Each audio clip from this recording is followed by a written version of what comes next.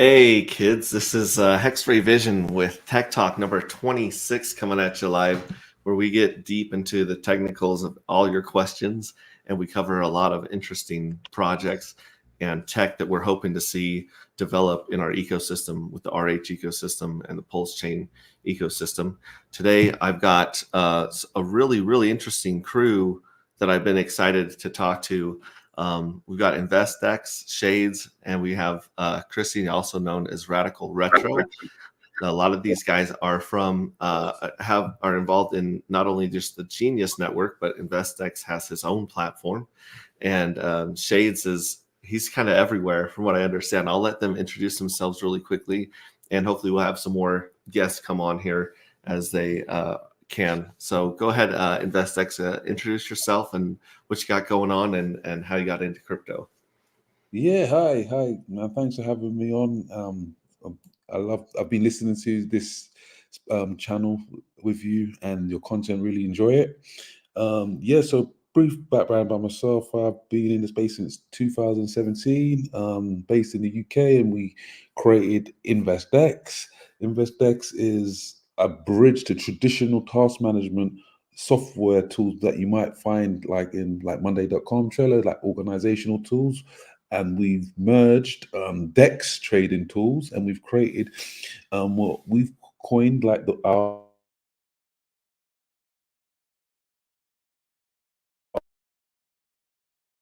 own workstation, which is like our Flander, a vesting scheduler, risk management tools, portfolio. Plus, we have the core stuff like the data aggregation, what you may find like in Dex Screener and Dex tools. However, we've customized our platform, as you can see, and we've made Pulse Chain our native blockchain and our premier chain on our platform. So as soon as you come on the platform, you automatically see all the Pulse Chain projects. And today we've got the most amount of Pulse Chain logos, social media, social links updated. And yeah, that's just a quick snapshot of InvestX. Awesome, thanks very much. And Chrissy, how'd you get into crypto, and what's your passion right now? That's a good question. So I got into crypto about almost 4.5 years ago. I've known about crypto for quite a while, probably since the beginning of Bitcoin. I knew some Bitcoin OGs, and I was like, yeah, whatever. Okay, yeah, get rich quick, sure, and absolutely ignored it. I actually had my first wallet 9 years ago, did nothing with it. And as time went on, and with my situation, I had cancer. I wasn't able to do my original field that I had for 25 years in animal behavior, zookeeping, and such. So I had a friend of mine reach out to me and say, hey, let me show you this. Take the time. And I was like, all right, let's check it out. And I got into Bitcoin, then Ethereum, and then Hex, during the end of the bear market, the last run. And I did very well with Ethereum and Hex, because at that point I already got rid of the Bitcoin I had. And I've been living semi-retired and teaching people crypto, and my goal is to just keep showing people, hey, if I can do it, you can do it. Awesome, I love that. Thank you very much, Chrissy. Yeah. Shades, you're up. What's up, buddy? Thanks, X-Ray. Thanks for inviting me here. I'm kind of a newcomer to the stream, so hopefully I can contribute to the discussion here. I've been in crypto for a few years. I'm interested in the technology and tokenomics, as plain as it may sound, but there are a lot of good ideas floating, and I'm interested in just exploring how they work out. Genius specifically, I'm interested in for the store of value and the AI part, and that's where I'm at. I'm basically crypto enthusiast at this point. Awesome. Thanks very much, Shades. Appreciate that. Now, I would like to cover as much as we can about Genius, because I've been trying to figure out that ecosystem myself. It's on the surface, I guess in one line, you could say it's kind of like AI meets the natural laws of the universe, That's like a kind of a simple way to put it. But then you start trying to figure out how AI and the laws of the universe actually function in mechanics, and it gets deep. Like it's like melt your brain kind of deep, which I kind of part of me really likes, and then part of me is like, how do I understand this myself, and how do I explain it to other people, right? And so I'd really like to get into Genius in a little bit, but before we do that, InvestX is going to be here with us for about an hour, and so I wanted to give him a chance to go through his platform and kind of explain some of the stuff that they've built for the Pulse Chain ecosystem really quick. And so I'll say hi to chat really quick, and then I'll share his screen and let him walk us through some of the stuff on his platform. We've got Red Squirrel, who's always here early and often. Crypto Compassion, hey everyone. Hex Glenn, Casey, these are all Hexkins I've hung out with in person. Francis Powell. I also threw up the Tetra link for their Telegram. So if any of you guys are interested in Tetra's working on automating a lot of the strategies and compounding systems that we're trying to use in Pulse Chain. So that's something we're definitely going to dive into and try to get Stu on here soon. Jay Pond's in the house. We got Hex Monkey. Robert Janito's here. Good afternoon, everyone. Hex Kong, BJ Alati, Bird Dog's in here, aka Scotty Utah. He was just asking me about some updates on our project. I can get into that later. What's that? Oh, then we got Zion Consulting. Very good. Bird Dogs in the house. We've got Hex Force 1 in the house. Goody oldie. We got Ovidian Hex. Don't recognize that one. We'll have to wrench him and give him part of the wrench army. Got Bird Dog says, pumped to see Alex's project too. Lord knows what RH has up his sleeve for PulseX. We got Marshmallow. What's up, everyone? Just Seasawing. Good to see you. Clintrons. Academaciated is in here. And Janik. Good to see you, Janik. So thank you very much. Now I'm going to, like I said, turn the screen over to InvestX and let him walk through his program, what he's got, him and his crew's got built for all of us to use. Go ahead. Yeah, thanks. Shout out to everyone on the live stream. So as you see, this is the homepage. We have these highlight boxes. The first highlight box we have is dedicated for Pulse Chain. It's Pulse Stats. So you can see here the prices of Pulse, PLSX, Hex, plus the sacrifice rate. So you can see currently we're 45% down from the first round. We've also got something really cool, which is the combined price of Hex, which you may see on other projects, but how we differ is when you click on here, which is the chart icon, we have the combined chart. Also, all of the combined liquidities, pools, 24-hour volume, and also, which is really cool, if we click remove the chart so we can see the transactions. As you can see, we show the transactions and trades occurring on Pulse Chain and on Pulse and on Ethereum. So if we click here, you see the Etherscan, and if you click here, more importantly, you see PulseScan, because recently we're now hosting the IPFS links for all Pulse Chain projects.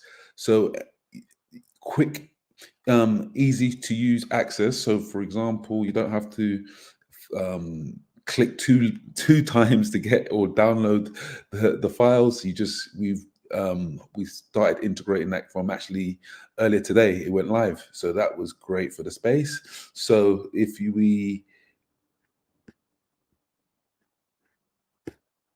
let's go to, so this shows you the transactions of Hex in real time, and you'll get the real time data and the combined price. So currently the price of Hex is just over a cent.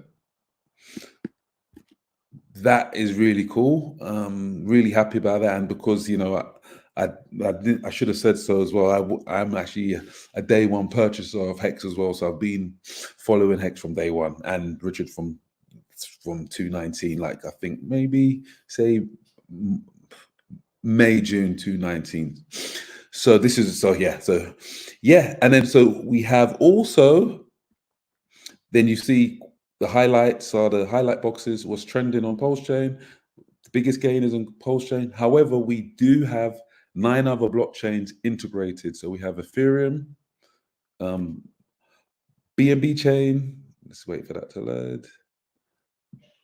And then we can just go through like Phantom, Arbitrum, Optimism. And why that's good is because when we're promoting InvestX, where not only are we showcasing Pulse Chain and promoting InvestX, we're also promoting Pulse Chain and vice versa. Each chain can, cross expose it to each other's alpha, because the idea for InvestX is for us to provide alpha so that people can find projects early. So how we differ from even the competitors out there, which would be like DexScreen and DexTools, on our top ranking page, we're the only ones that have like a 5-time price ROI intervals, because we've also included the 7-day to the main page. And I think that's cool. So you can get an overall snapshot of the market. That's what I like to do. I'm a trader as well. So these are some of the tools that we have. We've recently, also for the Pulse Chain, integrated Proteus. So Proteus is a DEX aggregator. And once you click the buy or sell button on any pair, so let's do a random pair, it will automatically pre-populate that pair if Proteus has listed it. And then you'll be able to buy that token through Proteus. And Proteus is really good for finding the best prices across each DEX. So that's another great tool specific to InvestX. DexTools, DexScreener doesn't have that. And we recently also, this is going to be going live tomorrow, we also have the embedded chart feature. So any pair for any project, you'll be able to copy the code and then just add that to your website, and you can integrate us. Now, how do we separate ourselves again from the other screeners?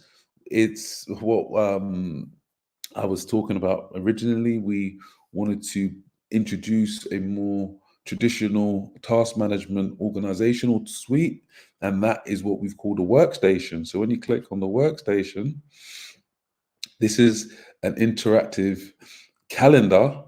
So I'll be quick. I know I don't want to be too long. So today,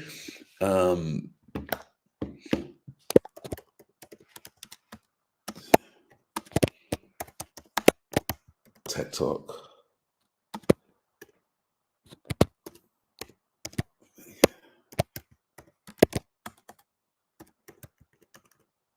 My eyes are a little bit bad. Brilliant. So Tech Talk, YouTube. Okay, so then you can just add that onto the calendar, and it's there. Now, how does it become like the Monday.com? Is when you click main table view. And as you see, you get the main table view, and then you can basically put together like a strategy and what's happening. So it's an AMA, what we're learning about each other's projects, and then so forth. And then if it's for an up and coming event, you can just set yourself a reminder for that day, and you'll get an email alert. And then and the idea of this is just to keep you organized and basically bring in real life events to InvestX to your so for example, if you go into the gym, you can set things, and like as you can see, I'm tracking like the CPI, the FOM meetings, and I'm just setting myself reminders, and it just helps my day. And for a trader, this is really good because this is what it's about. It's about being able to manage your day, understanding what's going on with the macros, understanding what's going on actually in the current market. And then we have a few other tools, but I don't want to over talk because I know that you have some, the genius guys, and I just wanted to just give a nice quick summary. And if anyone's had any questions, then I'll be happy to answer them. Awesome. I really appreciate that overview. And I like the interaction on the calendar because we've all got stakes or mines or all sorts of different things going on in different coins. And it is very difficult to keep track of that just on your phone. So I like all the options you have here on the calendar. I was going to ask you if you can bring up your multi-charts that you have. I did like that one because you can kind of see the markets move in sync with each other. I was going to say the same thing. I was like, you got to show them the multi-charts. Yes, I was like flipping out when we were on a live together, and I was like, thank you for this. Thank you for your gift to us with the multi-charts. We need this. Thank you. And, so what we've actually done, which is, so there's other projects with multi-charts, but we're the only ones that have multi-charts specifically for the Richard Hart ecosystem. So if you click here, this button, it pulls all the Richard Hart projects up. So you got the Pulse chain, PLSX, DEX, the incentive token. Then you have Hex on ETH, Hex on Pulse, and then our custom charting tool that we have, which is the combined chart. So basically, you can get a nice, quick overview. But if you want to create your own, you can, let's clear this so it's just simple.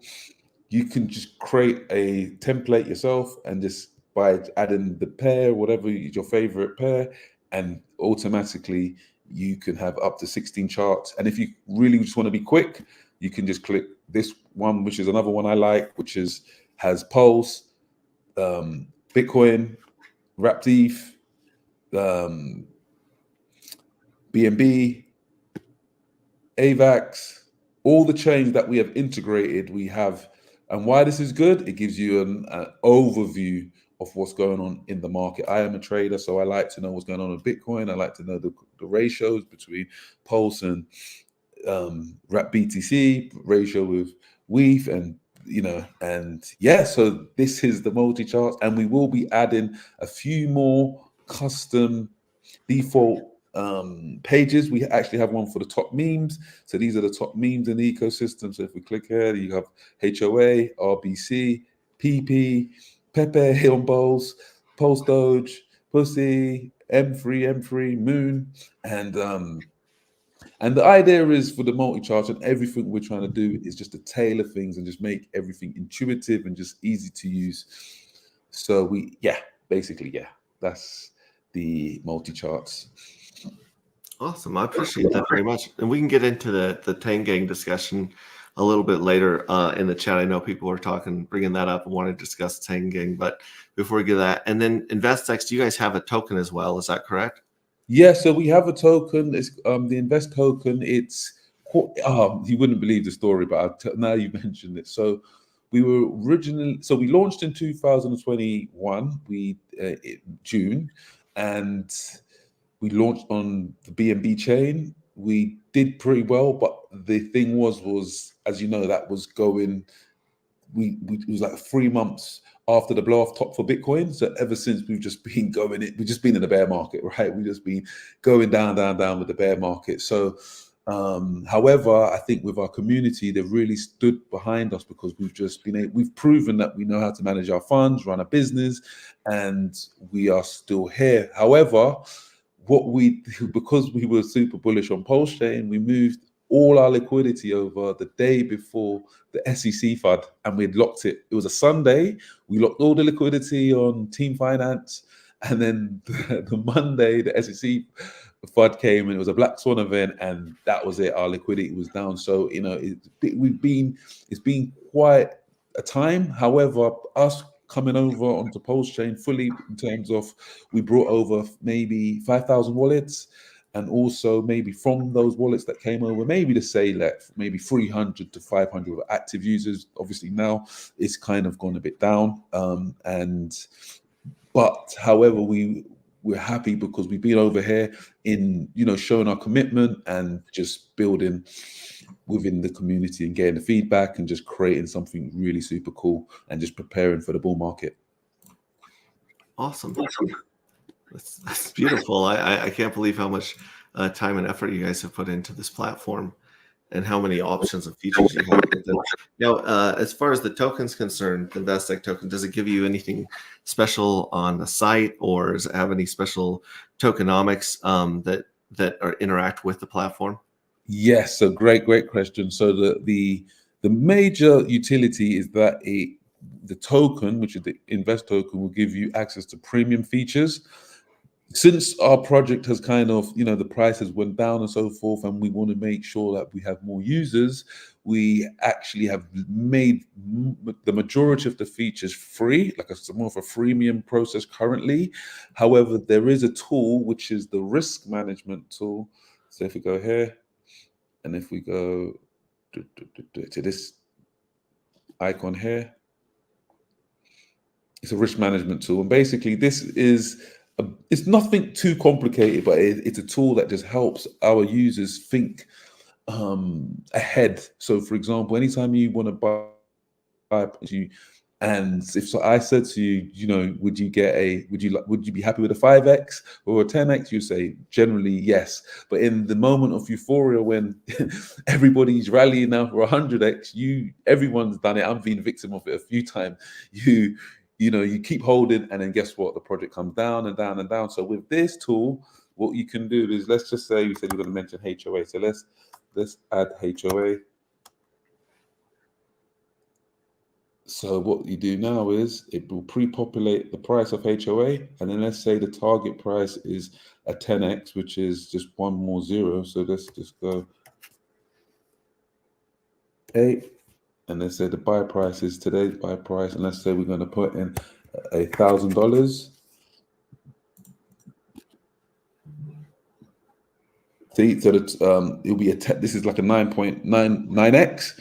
So then what this will do then is it's not financial advice, but the idea for this is to just give people an idea and just like a suggestion. So what we would suggest is to take your initial profit out, once you do, for example, if you do take a 10x, that should be, a given. So if you click the initial investment button, then it will calculate, okay, so you'll sell this amount of tokens, you'll receive $1,000. That's your initial investment, and then the tokens remaining is this amount of HOA.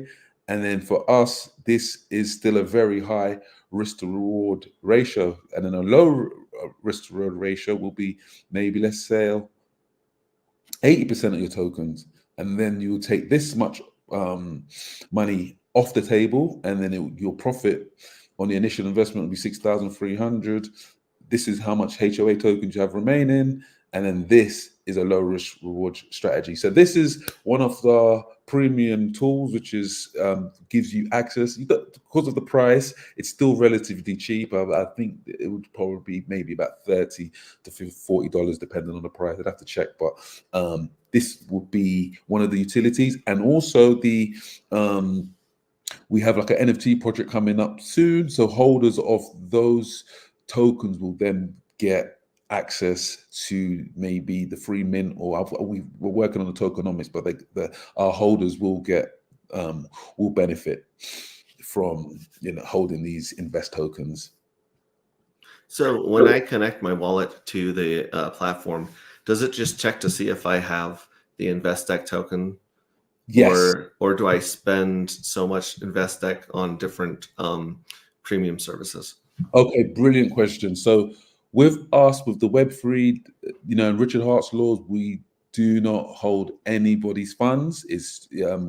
The only thing you do is you connect your wallet, you buy your tokens, and we will just read how many tokens you have in your wallet. So if we go here, this is how it will look, your personal info, and then it will show you. So in my wallet, I have 150,000 invest tokens, and then this is a platinum. My wallet is a platinum member, and then this gives me access to everything. So it'll be similar for yourself if you have, I think 10,000. I think it's 10,000 tokens. I have to double check.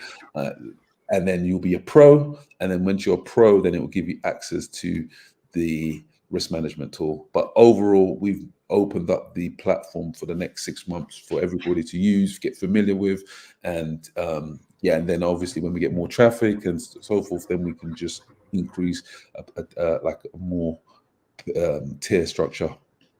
Okay, so you can obviously send and receive the invest token, and then also it can be read from your platform for the features. Are there any other functions of the token? Okay, so we haven't now no form of staking. However, we have a launchpad that we were pushing, but due to like regulatory standpoints and so forth, we're looking into it. But it's a full I can show you. Maybe Chrissy may not even know we even built this, but we built a launchpad, and we these are some of the projects that we were in. This was in beta. This was going to be launched. This has been launched already. Rich AI, it's an AI text to image generator. This is live. This is out. But due to like the regulations and so forth, we have to really just understand a bit more, because with like VASP, virtual asset service providers, and we've got to be very careful. So I need to make sure. So we kind of slowed down the launch, but ultimately holding the next thing what will benefit the invest token holders will be our NFTs that's coming out. That should be released in February. The designs are done. It's phenomenal. It's all, I don't want to overhype it. So I like to let the work do the talking. But you can see from the products we make, we really attention to detail, quality, and I think you can see that because our UI team is in that all of the stuff is done with our own in-house team. And even with InvestX, there's no third-party APIs. There's all the information that we pull is pulled directly from the blockchain itself, and that's how we build our tech and our products. Awesome. And we got a question here from Marshmallow. It says, is there something on this website that can show a warning if per se LP isn't locked or could be a honeypot, etc., to protect investors? Great. So currently what we have is the low liquidity warning messages. So projects like, if we look on these are the biggest gainers. So if we look here,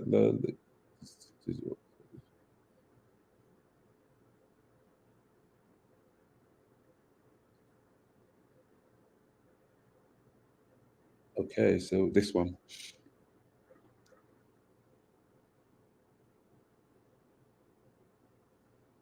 I think I've got too many tabs open. Okay, so as you can see this, we have this one current message where it will tell you there's a low liquidity in this pool. However, more specific to his question, I know exactly what he means. He means basically when you, with Dex Screener, Dex Tools, you click on the pair, and then it will have like an audit, and it will tell you more information. They're using Go Plus security. We haven't integrated that yet, but we will be doing that in the future. That's on the list. A great question. However, we do have like our own score, which basically gives you a snapshot of what we deem how well a project's doing. So, and it's based on it's an algorithm, it's our own formula, and it's basically, you can see if there's low volume, low liquidity, transactions and pool, and yeah, and then you get the overall score. Okay, and then he was asking, is there a swap built into the site? And you said it's connected with Pitius, correct? Yeah, so it's a good question again. So as you can see, Bill was being listed on Pitius, so you can just swap it here, and then you just connect your wallet with them. As you can read here, this panel is sourced from Pitius. You interact directly with them. We don't earn no fees. We do not facilitate the trades, but however, we added the portal so that it's just like I don't know if you guys remember PooCoin. It was just like for me and I was in trading groups. We just like to be able to look at the projects and then just as soon as they list, you got the charts, and then you have the ability to buy. So that's what the idea of this is. Beautiful. I love the way that that's integrated in there. So does anyone else have any? I'm looking at the chat for any other questions about InvestX first. Looks like we covered marshmallows. Some shout outs for Alex, RH. Some people throwing shade at Adam from Vibra Finance. We'll get into that, and I'll let him reply himself if he gets on here. He's got the link, so hopefully he'll be showing up. But yeah, as you can see, hexrayvision, that see like all of the projects we've reached out to the teams that haven't reached out to us. We make sure that we get their we get their logo. We try and show as much information as possible for each project on the Pulse chain. This algorithmic token, teddy bear loan, USD loan again, 9-inch, and then also we've integrated the 9mm DEX too. And I think DEX tools have that as well, but they haven't ranked it correctly, and they haven't added any color coded UI. So when you type in, let's just do the HOA right again. Mm-hmm. We've labeled all the DEXs. So you have the Pulse chain, and then you also know that it's 9mm V2. This pair is 9mm V3. This is 9-inch. So then for traders, they can just watch where the liquidity is and where the money is flowing and so forth. So, and it's just easy to use. So that's another USP from us. Awesome. And I'm going to throw in some praise here because I have to. Sorry, InvestX, I'm doing it. This guy here, he's in so many spaces, so much of the community between the Tang Gang and Mark Powers, and really helped with building community and like a family feeling. What other DEX is listening? What other DEX is taking in people's input, integrating, going out of their way to get people's logos, reaching out to other tokens that believes needs a more of a spotlights influencers. They're doing work, and they love, he loves Paul's chain, but also understands the other chains out there too. Just real savvy, awesome project, awesome guy. So I just had to throw some praise out there for InvestX, because you're just not going to find that with these other DEXs. You're not. If you can you scroll up a little bit there? You had some of the influencers. Is that what those influencers are recommending? If you go down a little bit. Okay, no, I know exactly what you mean. I wanted to get a bigger view. Oh, okay, go ahead. Yeah. So basically, this is an info. To be honest, it has to be updated, and I promised a few. Are you only saying that because I'm here? No, because it definitely, we want real-time data. We need real-time influencer lists. So this was done a while ago. However, what the idea of this is to showcase, it was supposed to be a bit, how was it supposed to be? It's supposed to be impartial, but as you can see, it got a bit biased. Yeah. So ultimately, so if you look here, this is the list based on like our rating. So it was Elon Musk, Vitalik Buterin, Richard Hart, Brisology, so we just put together. It's a bit. It's how should I put it? It's speculative, right? Mhm. However, what we did, so this is like a speculative view from us, but what you do, which matters, which happens here though, is that we have, when you click the invest rating based on upvotes for Hart, Richard Hart, obviously because of his community, went straight to the top because Mhm. he gets the most hearts. So, but and and again, you can see the tailored to the heart, the hex community with the hearts and so forth. So this, and then so what happens is with this is that if you click on the on his name, you get a bio, and then it will be his primary pair, and then you'll be able to take to the primary pair. So it's like another data aggregation, would you say? Beautiful. And Paul Sachs was asking, for the influencer list, is there any way to implement data off of Social Blade metrics?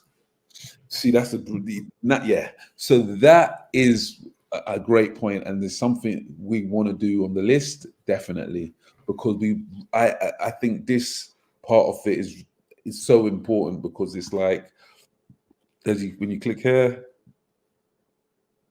you get the video. So then what that does is it just helps people feel, the investors or the founders or the community for each project. But what would make it even better would be the Social Blade analytics, which gives it more of a more comprehensive, up-to-date information as well. So we definitely want to introduce that. It won't, I'm going to be honest with you, it won't be for maybe a few months, because we are limited to the manpower, and our next big tech release will be the app. We're currently working on the app, and we want to be bringing that out maybe in March, April. So we're just really focusing on that. And the thing is with the app is that we need to make sure that we're happy with the layout, everything what's happening here, which we are. And then because we're always updating new tech, like Patias, the recently added, we started hosting the IPF links for PulseScan, and the DEX, the 9 because what happens with the community, they'll be like, we need 9MM now. All right, so okay, we got to get to it. We got to integrate the V3, and and then obviously with the IPF links went down in the sense where the update from Richard, so we then had to create start hosting those on the DNS to make sure that we can showcase. So you just have one click, and you just get to the nation. So the Social Blade stuff is on the list, but we just have to figure out a way to do it. But currently, the next thing we will be doing over the next week is just updating this list. I'm not even sure if you're on there, hexrayvision. I'm sorry, but you will be. I'm okay for now. Chrissy Shades, Mark Powers, Gooey, that these guys are gonna.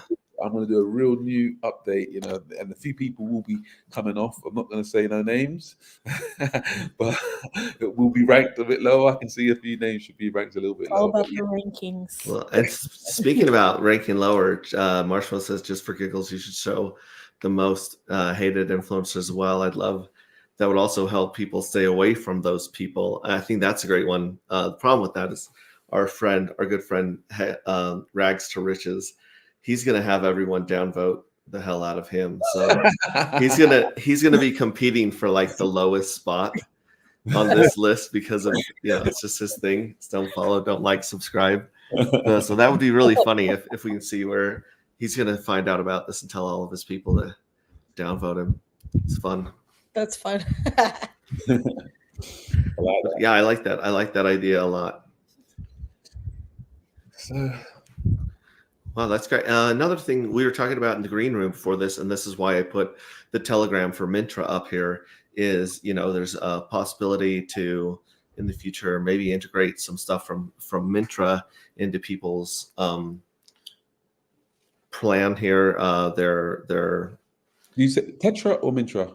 both Tetra and Mintra. I was going to talk about Mintra in just a second, but Okay, brilliant. Tetra is working on automated strategies for compounding, right? For people to do strategies within liquid loans and Hex and other projects, and so that'd be really cool if that could be integrated sometime in the future. And then also you mentioned that you are working on an NFT in the future, so Mintra as well. It might be interesting to see if you can connect Mintra to the site, because you don't currently have an NFT marketplace connected to the site. Is that correct? Yes, that's correct. So Mintra being the Pulse Chain NFT micro marketplace, that would be quite interesting too, to see if something could be done between Mintra and you guys, so that people could be trading and buying and selling their NFTs through InvestX as well. Yeah, I think with InvestX business model, we are a software company that has analytical tools, and we can't. What happens is the model changes if we facilitate trades. So Sure. we won't be able to facilitate trades, but what we can do, which is I think what you mentioned, which is really, I have to be clear about that to the public, but in terms of integrating like a portal like we did with Patias, that would be a great idea. I think that's an awesome. Yeah, exactly. Kind of like Patias, where it's like it's linked, so it's kind of like it's there for people to use and keep an eye on their NFTs as people get further into the NFT space. Yeah, that's great, because people love NFTs. I mean, and I think there's going to be an NFT boom coming soon. I really never financial advice, but yeah, I think Right. so.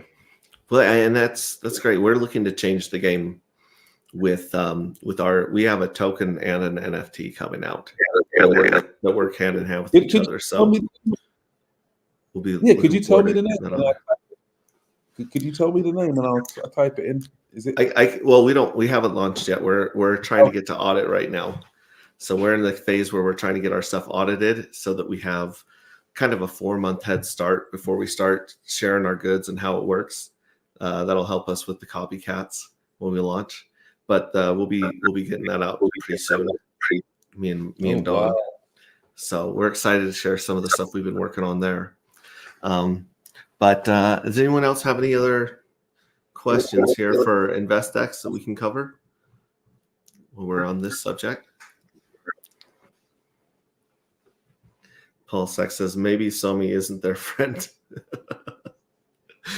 Yeah, was Somi on there?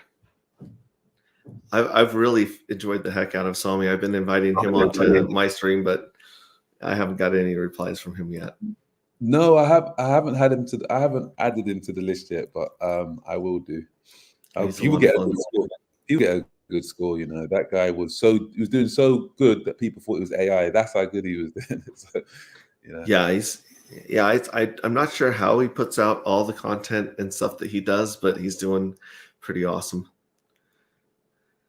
And Hector, when you have your token coming up, please let me know so we can just post it on our list, update all the social links, and we'll do a review and add it to the spotlight.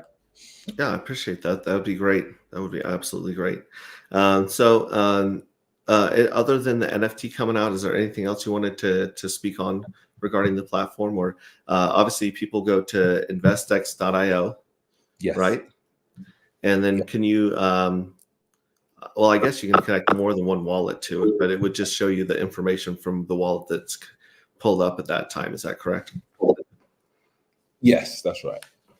We do have a request from Hookers and Cocaine to coin. So there is a coin called Hookers and Cocaine HNC, which is a meme coin. It's a lot of fun. Yeah, I've been talking to this guy in the DMs. So he's hoping to get listed Hookers and Cocaine. He loves InvestX.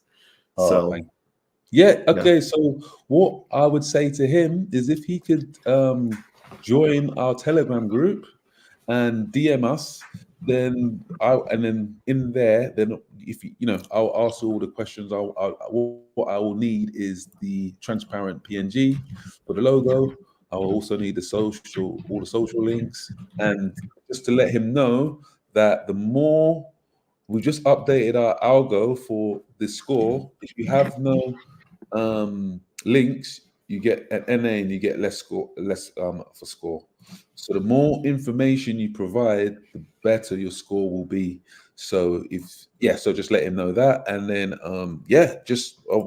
please send me join the Telegram and send the information. And what I'd like to say is to everyone, just who's building, just keep building, and anybody who wants to have an up and coming project, you can, like I've mentioned, you can join the Telegram, you can message me, and we can jump on a Zoom call, we can discuss partnerships, and that's what that's what it's about for us, is just building the infrastructure. Who else listens? InvestX listens. I'm not seeing Hookers and Cocaine here in the chat. I was just going to moderate him, give him a wrench.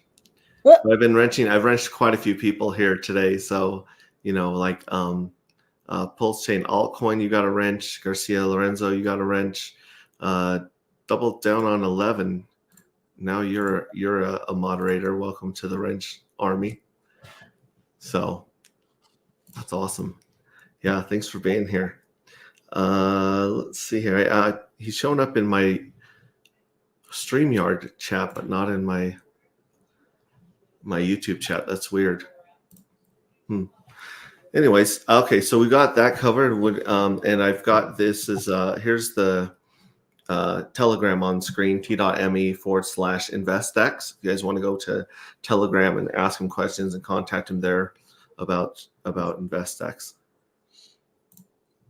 Brilliant. Thank you very much. You bet. You bet. Like I said, thank you for coming on and speaking with us.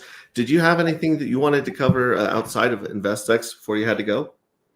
No, that was basically, I just wanted to I wasn't sure the structure. I was happy to just be here, and just because I've watched your show, and I'm just honored to be here. I wanted to, I love vibes with Chrissy. We hang out all the time, man. So we're gonna have to do this more often. Now we gotta hang out with hexrayvision. Yeah, that's it, man. And I'm good. I'm happy, with everything. And I'll just, anytime you want me back on, we'll come. I'll come back on, and we can just talk, hang out. And hopefully you'll have your token by then, and we can be tracking it in real time. We can be discussing it. So that'd be cool. And you're always welcome back on the panel or on the show. So hit me up if you have something you want to stream about or talk about. And thanks again for joining us. This is quite the platform you put together. So thank you very much. Congratulations. And we really appreciate all your hard work. Oh, thank you very much.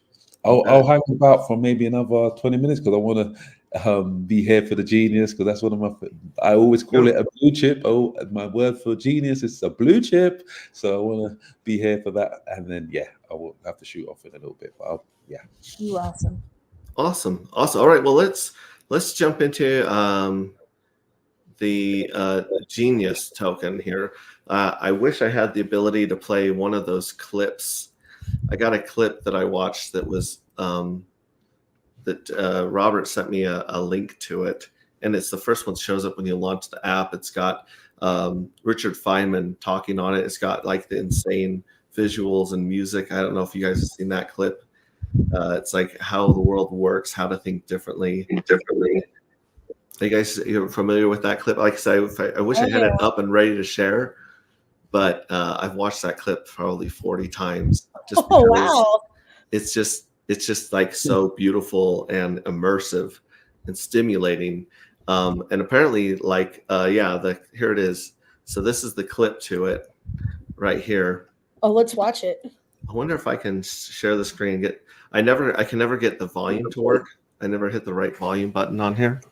So let me see if I can actually pull it up here, because I'm sure I have it up here already, actually. So I've watched it so many times.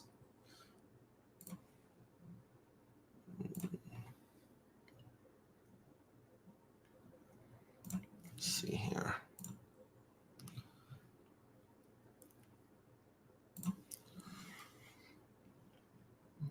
Genie TO Curiosity.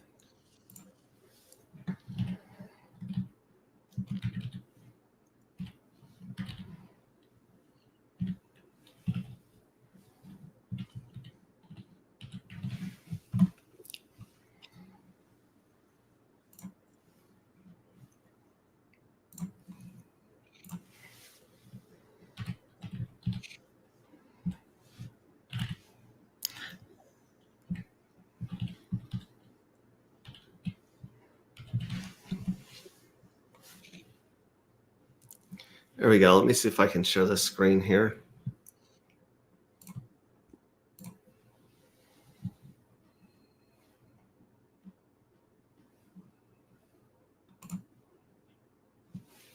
Also share tab audio. There we go. So this should work. Does that show up right there? Yep. There we go. What we're looking for is how everything works. What makes everything work? It has to do with curiosity. It has to do with people wondering what makes something different. There's a way of looking anew, as if you never saw it before, for the first time, and asking questions about it as if you were different. And then to discover that if you try to get answers, that they're related to each other. Things that make the wind make the waves. And the motion of water is like the motion of air, is like the motion of sand.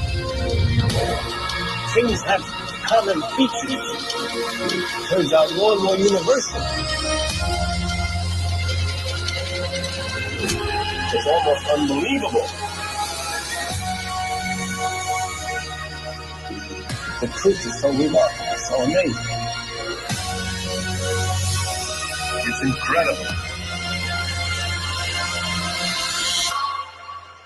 Take the world from another point of view.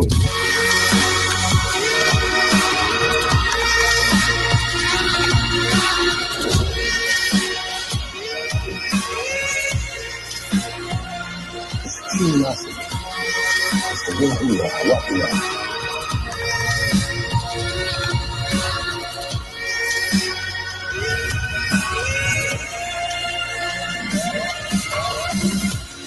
Just like a runner gets a kick out of sweating, I get a kick out of thinking. I can't stop. It's curiosity.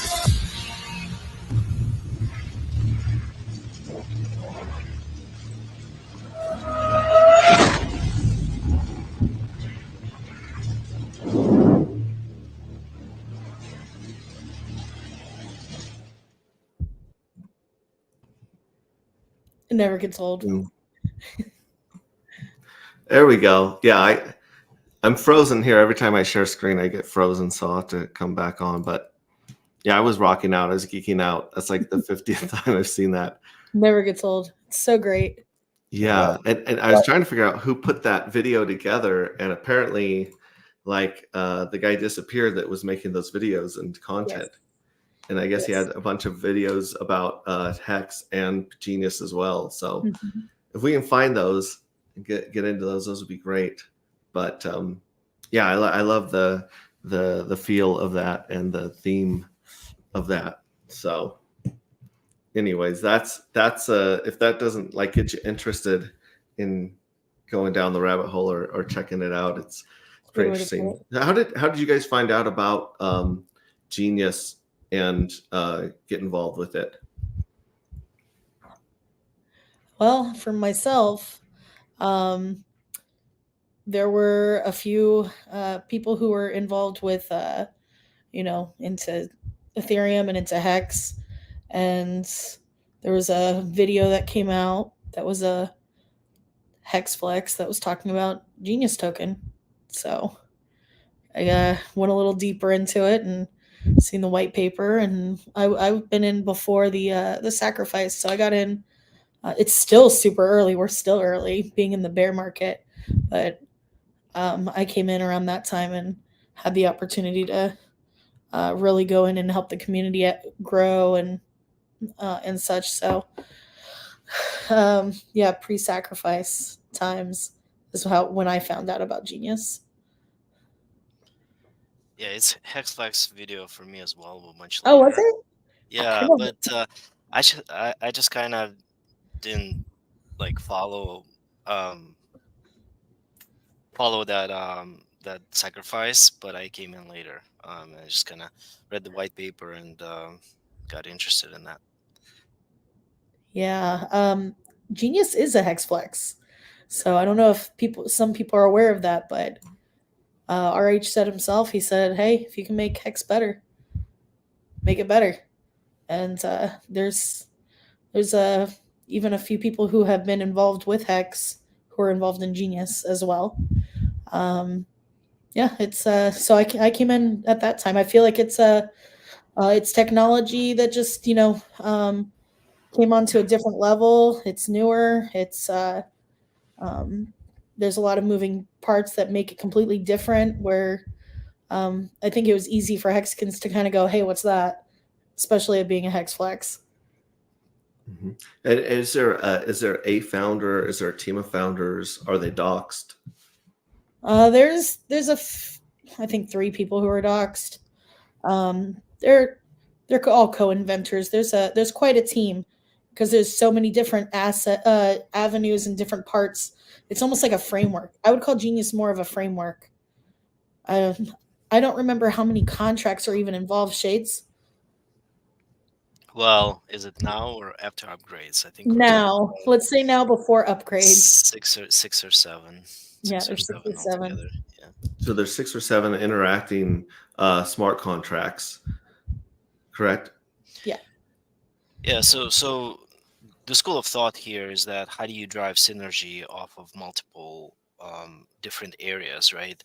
Is it one thing does well and it just like composes together with other features and just kind of start building things that way, or do you toggle off of each other? And so in tokenomics, it's probably harder to do multiple features, multiple contracts that basically kind of carry the torch forward, right?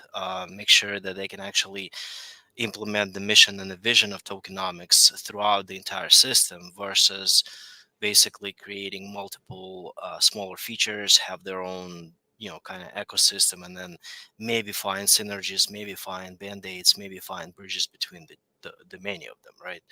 And so to me, Genius went the route of thinking through how things can be tokenomically sound, extensible, viable, future proof, and in doing so basically not lose the tokenomic value across all the systems, such as NFTs, the miners, the economy, all that good stuff that we're going to talk about.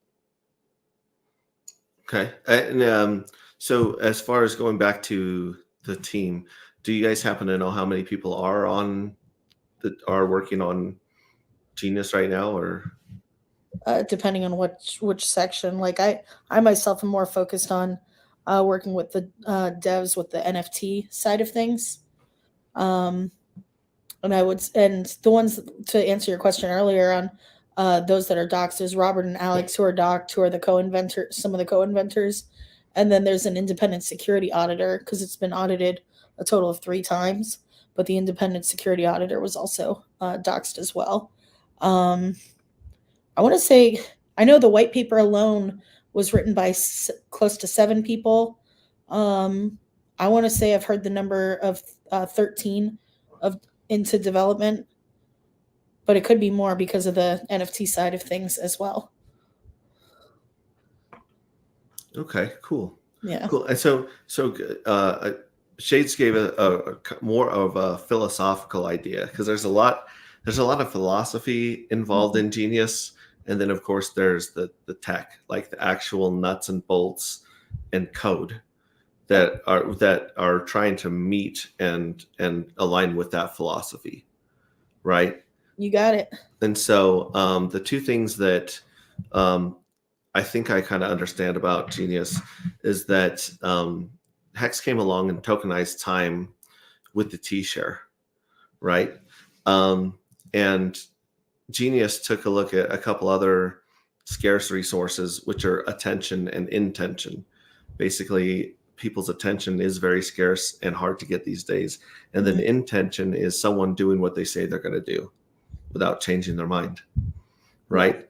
And so how do you take that and put it into code? So it's what can bring people's attention. It's really what can pay attention also to other people's attention and intention. So Genius is a programmable currency that uses artificial intelligence that strategizes, inevitably gaining 100% influence over its own currency and market price, similar to how video game AI strategies defeat another player. So the AI is paying attention to what people are doing and incentivizing them to keep their attention, if that makes sense. So it's kind of like a huge table of if-thens, right?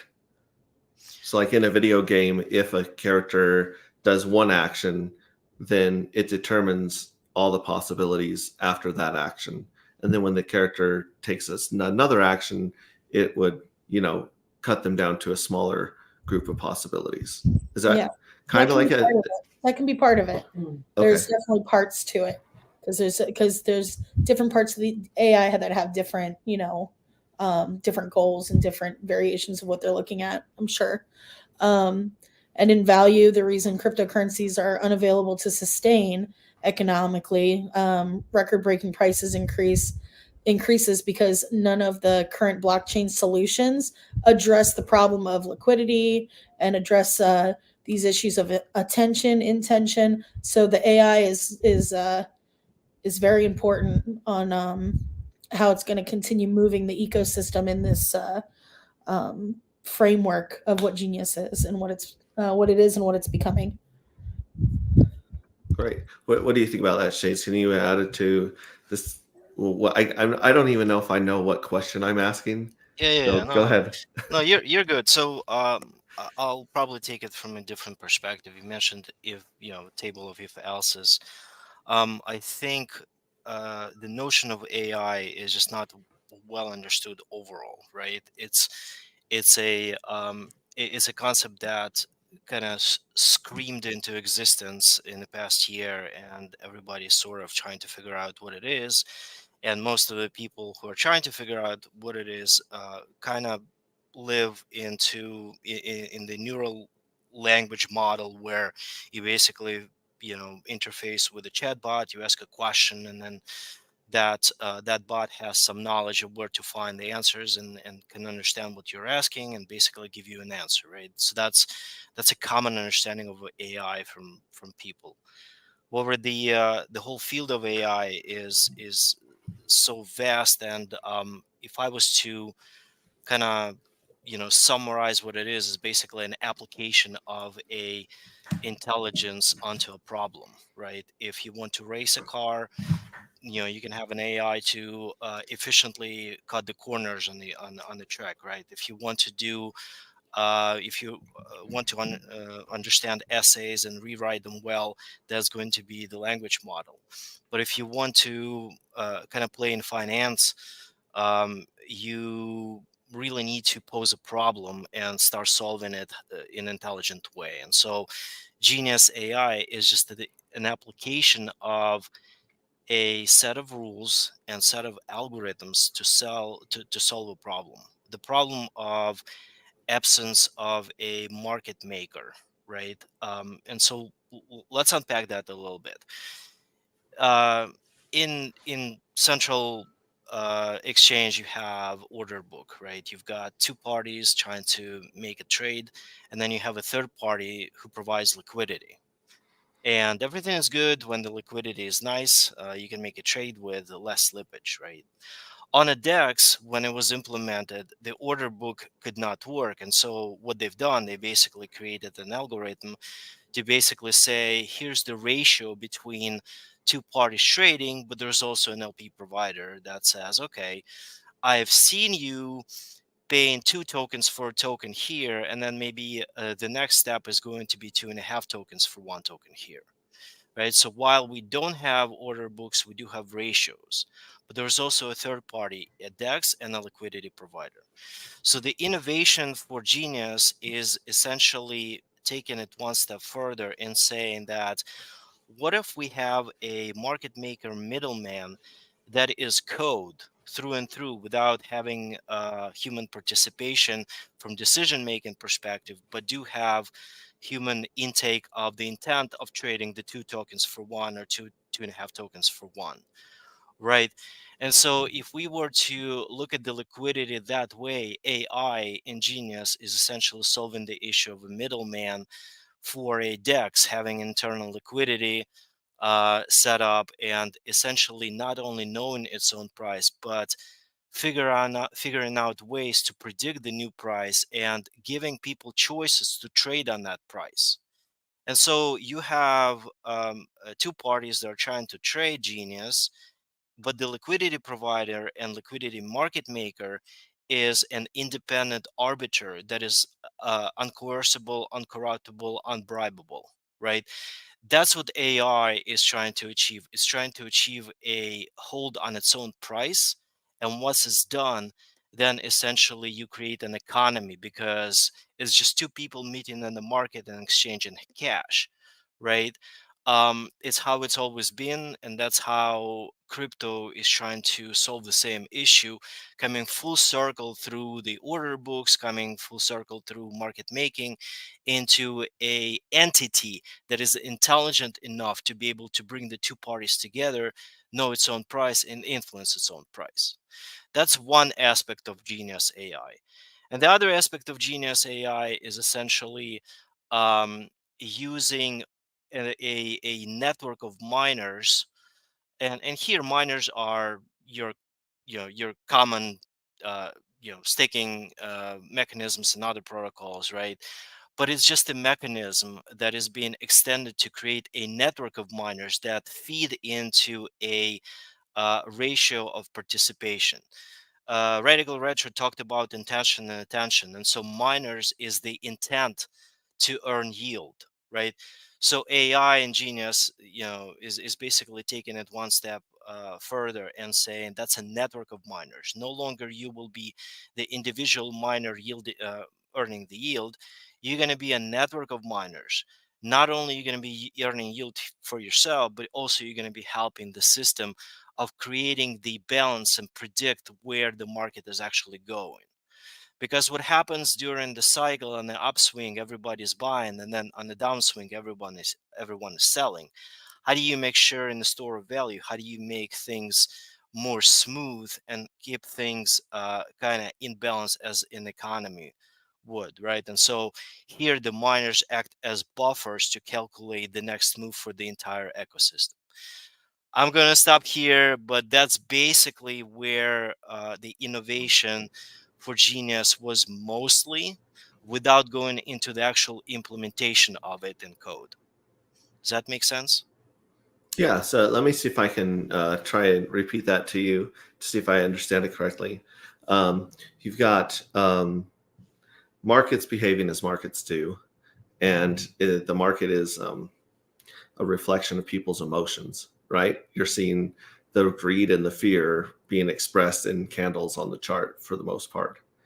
And so with Genius, the idea of Genius is to see what's going on with the chart and try to make it smoother and go in the direction it wants it to go in eventually over time. Is that like a good way of summarizing it, or?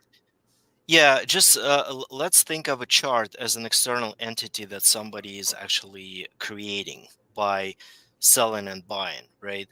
But chart is the external entity, not related to the Genius contract. What if you, in your mind and the listeners here, think that the chart is actually painted within AI, and AI is providing options for setting the prices as opposed to going to the chart and see what it actually costs to trade 2 tokens for one, right? The model here is that instead of actually calculating market cap, based on external factors like price. For example, today the price is such, tomorrow is going to be different because people are trading.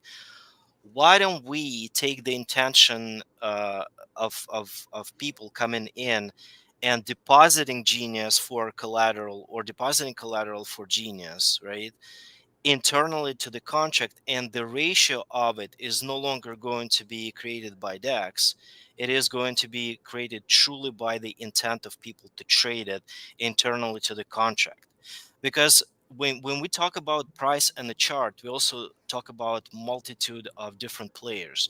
We're talking about interfaces, we're talking about MEV bots, we're talking about slippage, we're talking about actors that are sitting on the network and potentially censoring your transactions before you even get to trade with the counterparty. And so what happens is the price that is reflective of a value is kind of it's not as transparent as can be, right? You got all the little tariffs, you've got the toll roads along the way, or filters, if you will, between two parties trading. So if your DEX is in the contract and it's only based on ratio of intent, for somebody who wants to create a miner out of a collateral, for example, that they deposit, right? You got $100 in USDC coin. What does the contract give me? And the reason why it knows what to give you as a ratio is because all the other people have taken that ratio before, much like on the external DEX.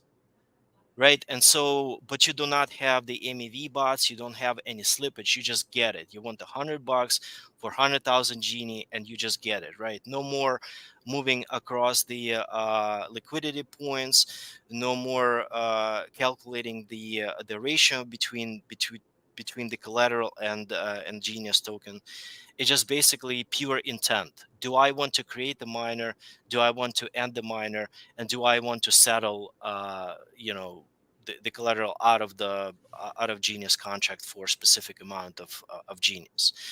So your assumption on looking at the price is correct. The question is, where is it looking for price? It's not looking outside of its own like contract proper. It's looking on the intent of how the miners behave and what people want to do with them on the inside of the contract system. Does that make sense a little bit?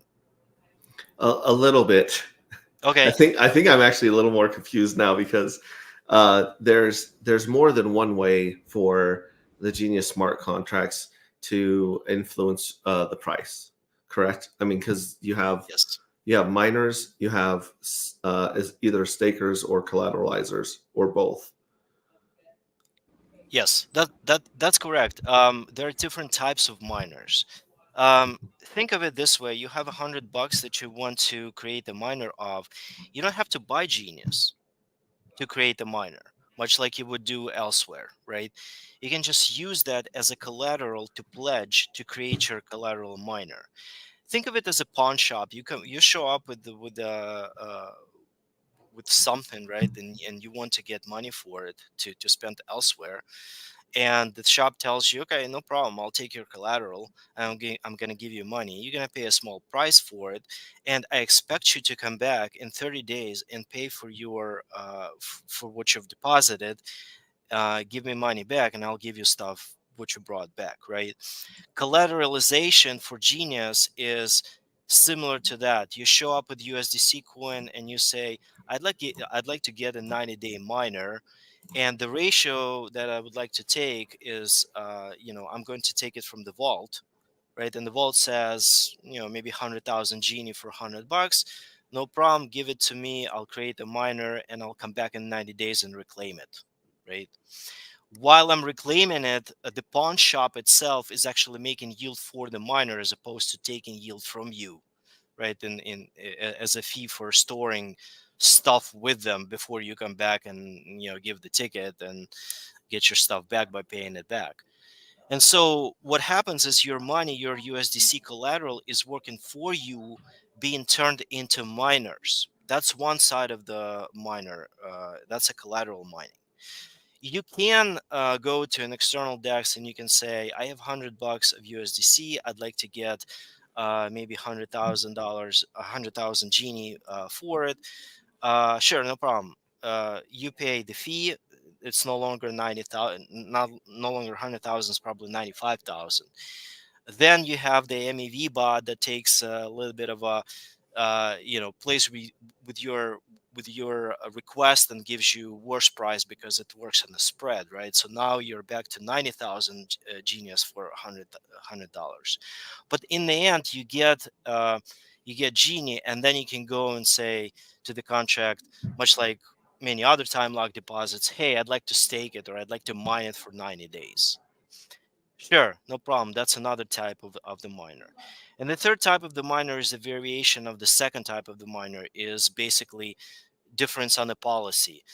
Different restrictions. Do I want to be near cash? Do I actually want to be earning less yield or more yield? And we can go into differences there. But the two major types of collateral of miners for Genius is the collateral miner, which you pay for in collateral, stable coins or native coins, and direct Genie miner that you can work with, much like in other collateral protocol. The difference is that the collateral miner doesn't look at the price on the market. It looks on the price of the intent to come in and basically take the rate, that proverbial pawn shop that you come in and you say, okay, I'd like to collateralize my car for $100,000. The pawn shop says, okay, right? So there is no price looking on the market. There's also only valuation for the pawn shop and you looking at the value of your car. Will you get 100,000 genie for it? Will you not? Right. And so the price, Genius changes the notion of a price.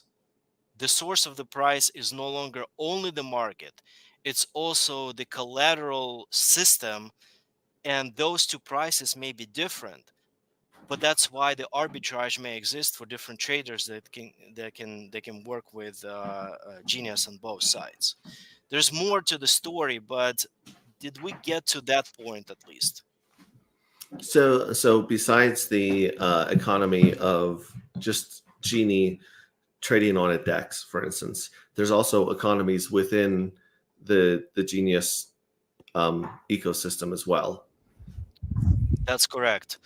There not only the static account economy as I've described with miners, but also much more extensible via NFTs, right? We haven't gotten to NFTs, but essentially the rules and the rights of taking your Genie through the collateral vault or through the Genius economy, right? Because you can there's more than one way of making yield in Genius, right? But let's just say yield as a whole without going into specifics. How you make the yield and how you determine price is managed by the AI, right? That's sort of the innovation, is rediscovering what the price is, meaning rediscovering the value of a token by using the intent of creating miners by the public and having rules extensible to and applicable to those miners by managing various rights via NFTs, right? You can extend the miner, you can gift the miner, you can create a secondary account to hold the yield for the miner while you're actually keeping the principal, right? And so you get into this whole closed circuit economy that basically starts working. You've got the internal auctions that you can take for the miner, all that good stuff, right? So that's extensible part. The NFTs come in as the extensible rights system that affect how the life cycle of your yield, if you will, right? But it is true, and you're correct, that there are two markets. There is the external market for Genius, and there is an internal market for Genius. And the idea of the AI, when we're saying that Genius will be able to manage its own price, it will obviously be able to manage it on the internal side. But then because of the arbitrage, it will pull the price in the open market up. incongruence with what it's done on the inside in the collateral system. And so what happens is it's a Genius price becomes a magnet. So the way collateral system is working, it's constantly trying to figure out what Genius is worth, and then the open market kind of follows, right? It basically says, well, if I've got cheaper Genie on the market than more expensive in the collateral system, I'm going to arbitrage. So over time, and we can actually see that on the chart, over time, the price is going to rise on the collateral side and is going to pull the price up on the market side. And that's without having any buys or sells directly affecting the market, only through arbitrage between the two systems. There it is right there. That's the alpha with Genius that people don't realize, is that the price can only go up once everything's collateralized. So we call it phase 3. That's what everyone in the community is excited about. That's what's bringing people in, because it's when they realize it's. We even have a few memes and a few videos of people when they have their mind blown when they realize, wait a minute, that's what's happening. Because once the collateral vault's open, we have charts that show it's like a blue line and an orange line. The closer they are together, and once it's completely collateralized, that's where we're in phase 3. Chrissy, could I say something? Yeah. Yeah. So what I liked about Genie is the optimized of the contracts for cheap efficiency mechanism for. Oh yeah. So maybe touch upon that, and also the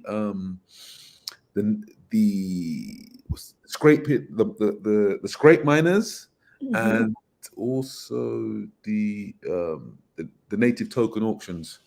But yeah, I really think it's the efficiency of the gas is really in the smart contract. The way that you guys have done it is something you should really mention. I really like that. Yeah, the devs have worked hard and tirelessly to make it as gas efficient as possible. And we're on 5 chains, and to do that with Ethereum is, we're used to ending some stakes and miners on other protocols where it's like, wow, it's almost not worth it, And yeah, that's the point. Yeah, and with Genius, that's not going to be the result of ending your miners. Yeah, I mean, bull market's going to be bull market, but this is going to be efficient to where people aren't going to have that second guess of, oh, I don't know, it's not worth it compared to my, compared to what I put in here and what my miners are. You got to strategize it, of course. It's like you have only 10,000 Jenny. It's going to be a little different than when with someone who's holding a larger miner, but your average. And I also think I want to give a big shout out to you guys for the Jenny Best site as well. That's shades. That's all shades. Jenny.best. I knew you'd like that site too. hexrayvision. Jenny.best is the site full of analytics and where you can watch the auctions, collateral vault, what's going on with our marketing wallet, the OA address. There's also different things where people go whale hunting, and you can check out the addresses and see where people are at on their miners and get a little extra revenue by releasing their shares. Is that this one right here? Yeah, you got it. So here's the life of G, right? And this is put together by Shades. Yep, that's all him. Okay. So now this is great because we have some visuals, because I mean, when you're trying to learn something, it's easier to start with like the basics, right? Like the very basic, easiest thing to understand. And then you try to go to, okay, well, what's the next level of concepts? And then what's the next level of concepts beyond those? And with Genie, I always get stuck. It's like fighting the tar baby, right? You punch the tar baby and now you're stuck. And like you almost fall down one rabbit hole before understanding what that rabbit hole means to the other rabbit holes. Does that make sense? Almost like a network of, there's so many interacting parts, and there's so much so many dynamics between Yeah, a these lot of smart times. contracts that it's kind of hard to wrap your head around the system at once. So I'm going to let go ahead, Shay. Just I can roll through here or click on something if you want to kind of explain what this graphic means. Yeah, I mean, there's a bunch of data there, but I wanted to. So, you're absolutely right. There's a lot with Genius. The contract or the system of contracts is not only extensive, but it's very, very efficient. And Vesdex talked about gas. It's very important for a store of value or a growing store of value to be efficient, independent of the L1 that it lives on. Right, not only because of the gas fees, but because of the being able to future-proof its own existence. Think of the store of value. It's like your real wallet with cash in it. You take it with yourself wherever you move. You can be on a bus with it. You can drive in a car. You can ride a bicycle, but you take it with you, right? And so this cube of value is supposed to be protected from whims of the L1. For those who have been in hacks, look what happened with the S load, where Ethereum basically 50x the price of the S load. That's a dependency that needs to be solved, right? Otherwise, by sleight of the hand, your contract and your store of value may be rendered basically incapacitated for what you're trying to do with it. And so to avoid that sort of thing, the application itself, the dApp, the set of contracts, need to be as much efficient as possible, independent of which substrate it grows on or lives on, right? Because to a degree possible, and that's why Genius Development has put so much effort into squeezing the last bits out of both the size and limitation of the Solidity language, and they have been pushing the boundaries for probably a year and a half of that Solidity to actually make it work for the people, right? Because the minute it gets deployed, the minute it's on L1 has its own roadmap, right? If it's positive for the contract, great. If it's negative for the contract, your project is SOL. But not only the code, your liquidity is SOL. Your users are not getting to what you've promised them your project can do, right? And so dealing with gas fees every step of the way, um, and opening up NFT to deal with that gas and how you run the miners. Do you scrape the miners early? Can you foresee some changes on the L1 so you can actually migrate the miner to a different chain? Implementing such a thing called exodus, right, where you exit your liquidity to a different chain. If your chain that you've been on before is adversarial to your project, you basically take that cube of value and you migrate it over. All that needs to be thought out very thoroughly. And Genius, before we go into the complexity of the economy, we can say that it's future proof for that specific reason, right? You want a store of value that is not depending on hardware cost, is not depending on the L1 to a degree that everybody else is trying to get dependent on, whether it lives on L2, lives on L1, or lives on EVM chain that is being mimicked by something else. If you want to deploy it, I don't know, on Hyperledger, it will still work as long as EVM can actually bootstrap that code. But long story short, every single thing in the that went into upgrades that are happening right now is to account for all these things. So no longer you need to fork off a project and kill your liquidity and be a one cycle wonder. This is a 50 to 100 year runtime at the minimum, right? And that's what we're basically uh, working off of. That's the base premise. That's the base case for it. And so if we bridge a little bit to why the yield is generated this way and why we're talking about economy, is because economy not only allows two people to meet a trade, but you also have a market on terms on the terms of both the market maker, the seller, and the buyer, and that's a win-win-win situation, right? And therefore, my my infographic here at the front, Genius represented as an economy. It's not only the miner, it's not only individual miner, it's a network of miners that play within the economy.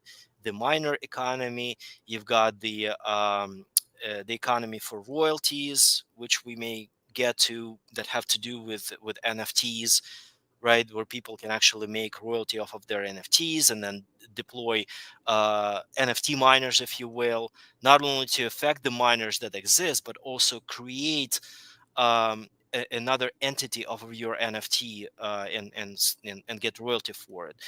And you've got other economies such as summarization. Coming back to what time lock deposits and why it's so expensive to end the miner, for example, like take 360-day time lock miner that is being, depending on Ethereum gas cost, is because there's no daily summarization in it or weekly summarization. You essentially accrue all the fees, and then 360 days later, you drop a miner and say, okay, well, now what is my bill? It's like you're going to a bar and you open up a tab for everybody in the bar, and then 3 hours later you basically say, hey, what's my tab? And your tab is going to be huge because everybody wants to drink and everybody is happy for you to pay for them, right? And so summarization economy minimizes that tab for every single miner. So no longer you need to wait for an undeterminate amount of gas to pay for your miner. You can actually you have a cap, for example, 30 days or 20 days of the cost of the gas that will require to pay for your miner. So, and the economy part about it is that the beauty of it, that those calculations are being done by the community and community members who actually do summarization to help every other miner in existence get paid for it. So that's real income. So Genius is not just the miner making yield, is the economy that generates velocity of incomes for people. Somebody may do summarization every day and get paid 10,000 Genie for it. Somebody may say, okay, I've seen a stale miner I'd like to release shares for. They get paid 26% of the value of that miner.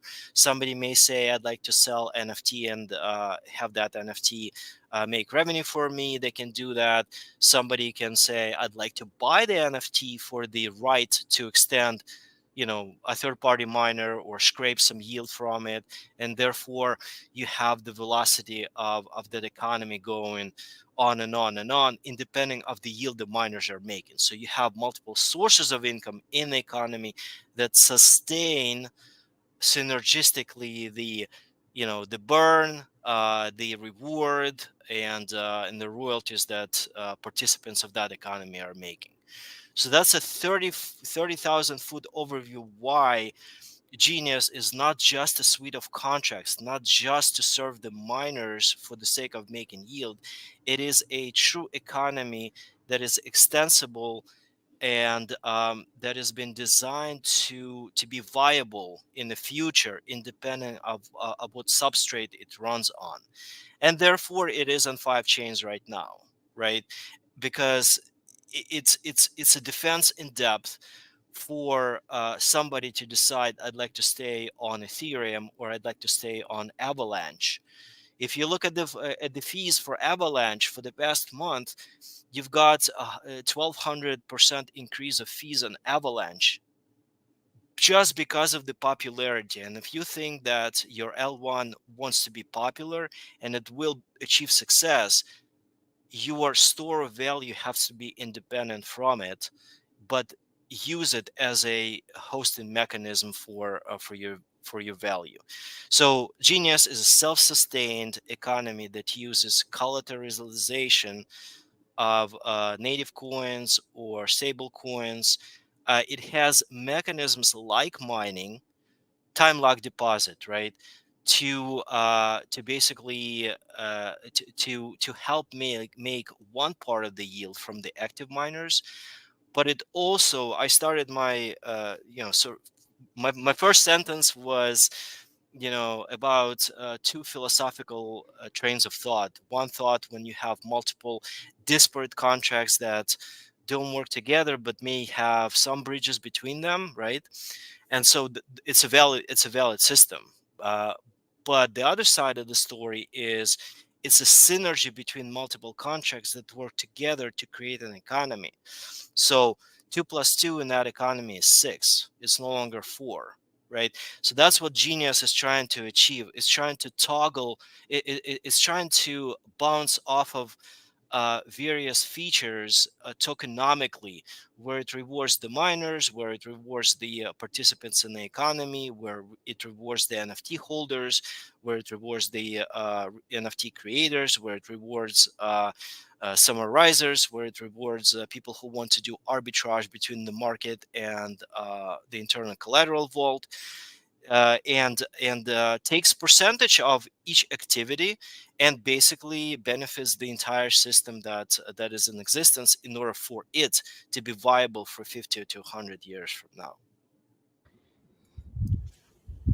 Okay, so let me let me repeat this. Let me just see if I've got this correctly, just based on what you're talking about, based on this image in front of us with the genius economy represented in a circle with the miners in the middle, right? So you got the miners in the middle, and the miners have some leeway or some variables to affect price, right, and supply. And then outside of that, you have the miners economy, you have the royalty economy, and you have the summarization, right? So the miner economy would be, like I said, the miners either being turned up, turned down, or given different options to make sure that the inflation is under control. Is that correct?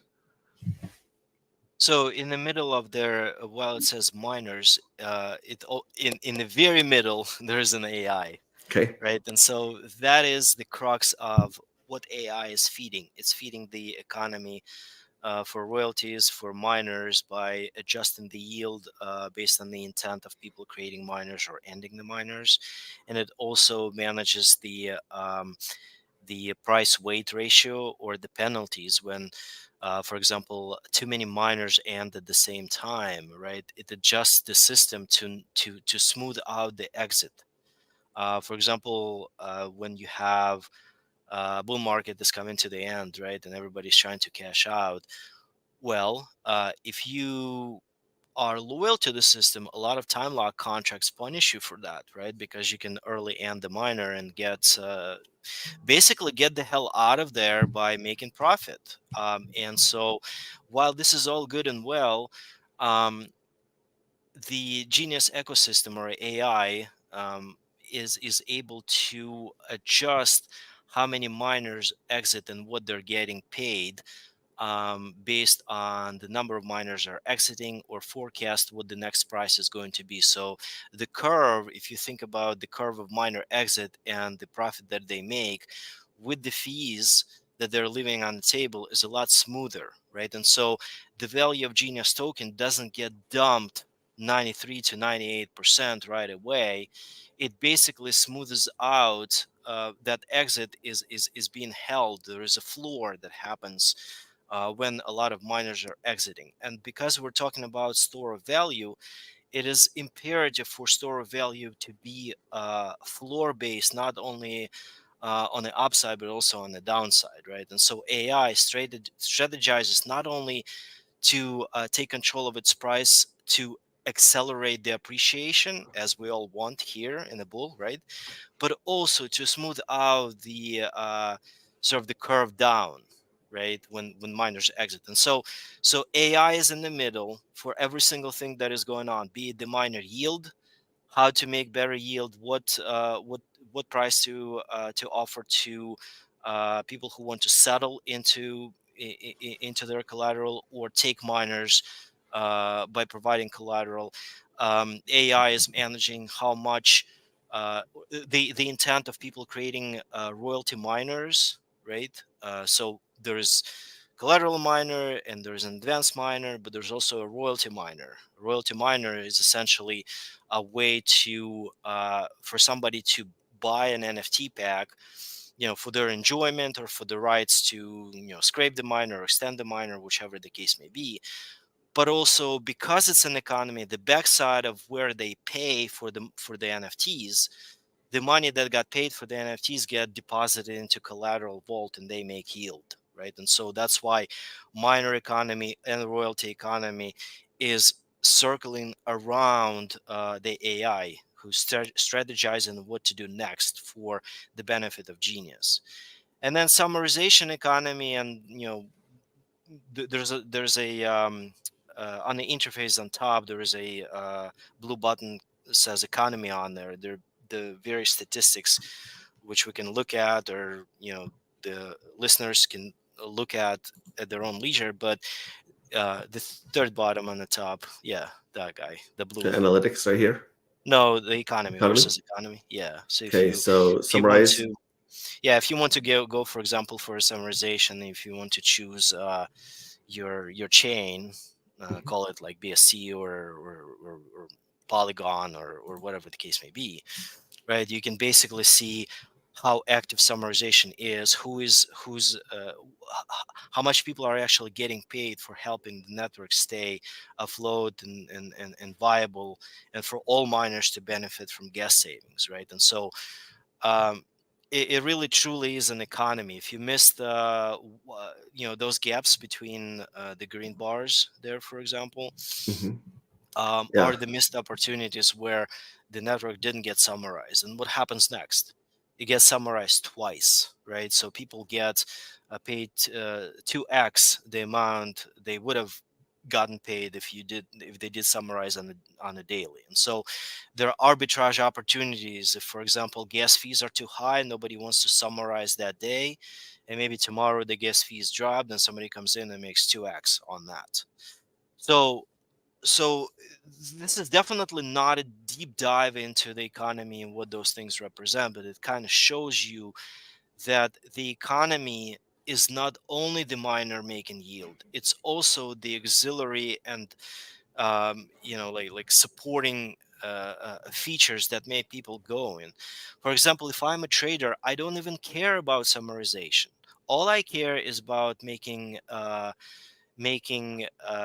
arbitrage between the market price for Genius and the collateral vault price for Genius. That's where I live, right? I don't care about summarization. If I'm an NFT creator, I may not care about summarization either. I don't care about hunting whales. I don't care about making money by releasing shares. I don't care about arbitrage. Maybe I'd like to get royalty on my NFT, right?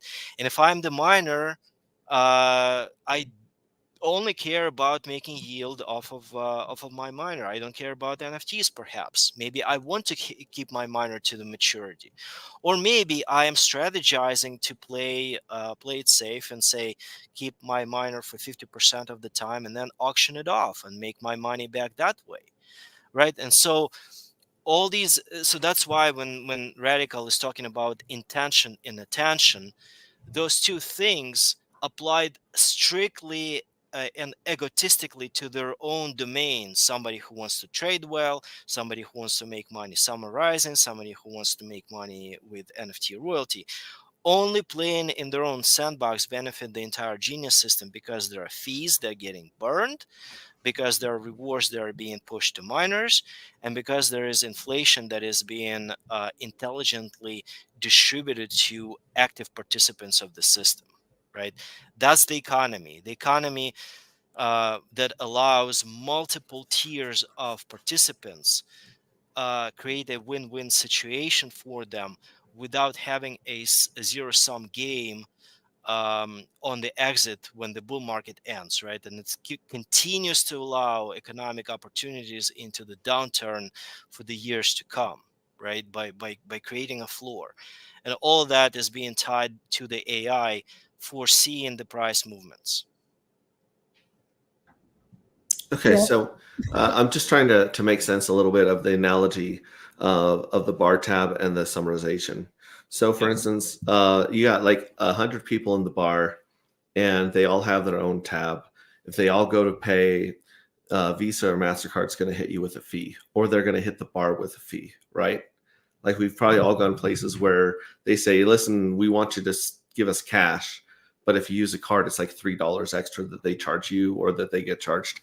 So basically, it's kind of like saying instead of 100 people all paying that fee, you have one person pay one fee for everyone else and then get rewarded for taking that hit and saving all those fees. It's Is not a that kind of right? benevolent. It's not a benevolence. It's in no way a benevolent action. Okay, that's one thing to understand. The difference is in code. We've talked, we went through philosophical and a mission statement of it, but the devil is in detail, and that's why InvestDex, when he talked about the gas fee, in how important it is, while it may be not upfront, right, and it's not very it's not a really sexy feature, and it's very hard to implement, right? But the way code works is it basically says, um, don't create a tab. Everybody tries to pay a little bit, and maybe somebody comes in and help them to pay for their drink every single time they take a shot, right? And maybe there's a variation between maybe you pay every 2 shots or every 3 shots, but it doesn't get to the point when you do not know how much you're gonna pay, and you're gonna get hit with a huge tab at the end of the night, right? Because your gas or the fees have been summarized by somebody else. So, for example, um, think of it this way: if you run a budget, and you don't wait until the end of the month to tally up all your spends and on all your buys, and you basically go to your spreadsheet every day, and you see that you are growing in your expenses in the area A, or you're saving more in the expenses in area B, you can course correct pretty well. You don't need to get a credit card bill at the end of the month that says, okay, you've got $1,500 that you owe, and you need to go back and retroactively apply all your small little tabs, right, only to make sense of the $1,500 fee. In a time lock deposit that is not daily summarized, that's what happens. That's exactly what happens. The S-load function that has been plaguing, or the cost of S-load has been plaguing time lock deposits on Ethereum, is because the choice was made to basically wait until the end of the month, wait to see the $1,500 bill, and make sense of how you pay that, as opposed to having to pay for every little drink that you take or every little discrepancy on your card and in your tally every day, with the help of Genius itself, incentivizing somebody to come in, spend the gas to tally, to bring the tally down, right? To pay for summarization for everybody else, but also get rewarded for doing so. So essentially, you have a non-benevolent entity who gets paid 10,000 genie, or maybe 100,000 genie, or maybe 1,000,000 genie, depending on when the person comes in, every day, or every 10 days, or every 100 days, or every 1,000 days. And that person basically pays for individual small tallies for every single miner, right? So that in the worst case scenario, when the gas fees are super, super high and you cannot get in to summarize every day, it's still better for the end price at the end of a month, or that tab that you get from the bar. It's not a one-to-one analogy, but it's essentially a balanced system where you incentivize somebody to go and make the calculation for everybody else, but they also get rewarded willingly by the miners for that feature, because miners like to save gas at the end of the miner end. Mhm. So, for instance, let me just pull up Ethereum, since Ethereum is known for having the highest fees. We've got Ethereum here, and we've got a chart, and these are the payouts of the rewards in the Genius token, correct? So it says total Genie earned 1.3 million. Correct. So they're saying on this date, which was December 15th for 2022, someone or a group of people earned 10,000 Genie And they did that by going onto the platform with Ethereum and running a function to settle everyone out. Is that correct? Correct. In the grand Okay. scheme, exactly. And the gaps that you're seeing is when it was not economical for a group of people or somebody. By the way, it's only one time, one person. It's also a race to the bottom. So whoever wants to make money on summarization, they need to be fast. Mhm. Every day at a predetermined time, when Genius Day rolls over to a new day, this is your opportunity to make 10,000 Genie from summarization. So if I, for example, or you show up for the, for summarization, and you say it's going to cost me $10 to summarize, but I only get $3 um, for a summary, I'm going to punt. I'm not going to do it today. I'm going to have all these tallies increase for people, but maybe tomorrow the fees are going to be less. I'm going to come in and not make 10,000. I'm going to make 30, 40,000 Genie because the previous days have not been summarized well. Yeah, because you Right. can see these gaps where it wasn't summarized, right? Anywhere you Yep. see like a gap is a day that it just wasn't worth the ETH to get that amount of Genie. And then where we're seeing the green lines, basically are days that if I'm the one that goes and pays the fee and runs the function, I'm hopefully going to be making more money in Genie than I'm spending in ETH. Is that correct?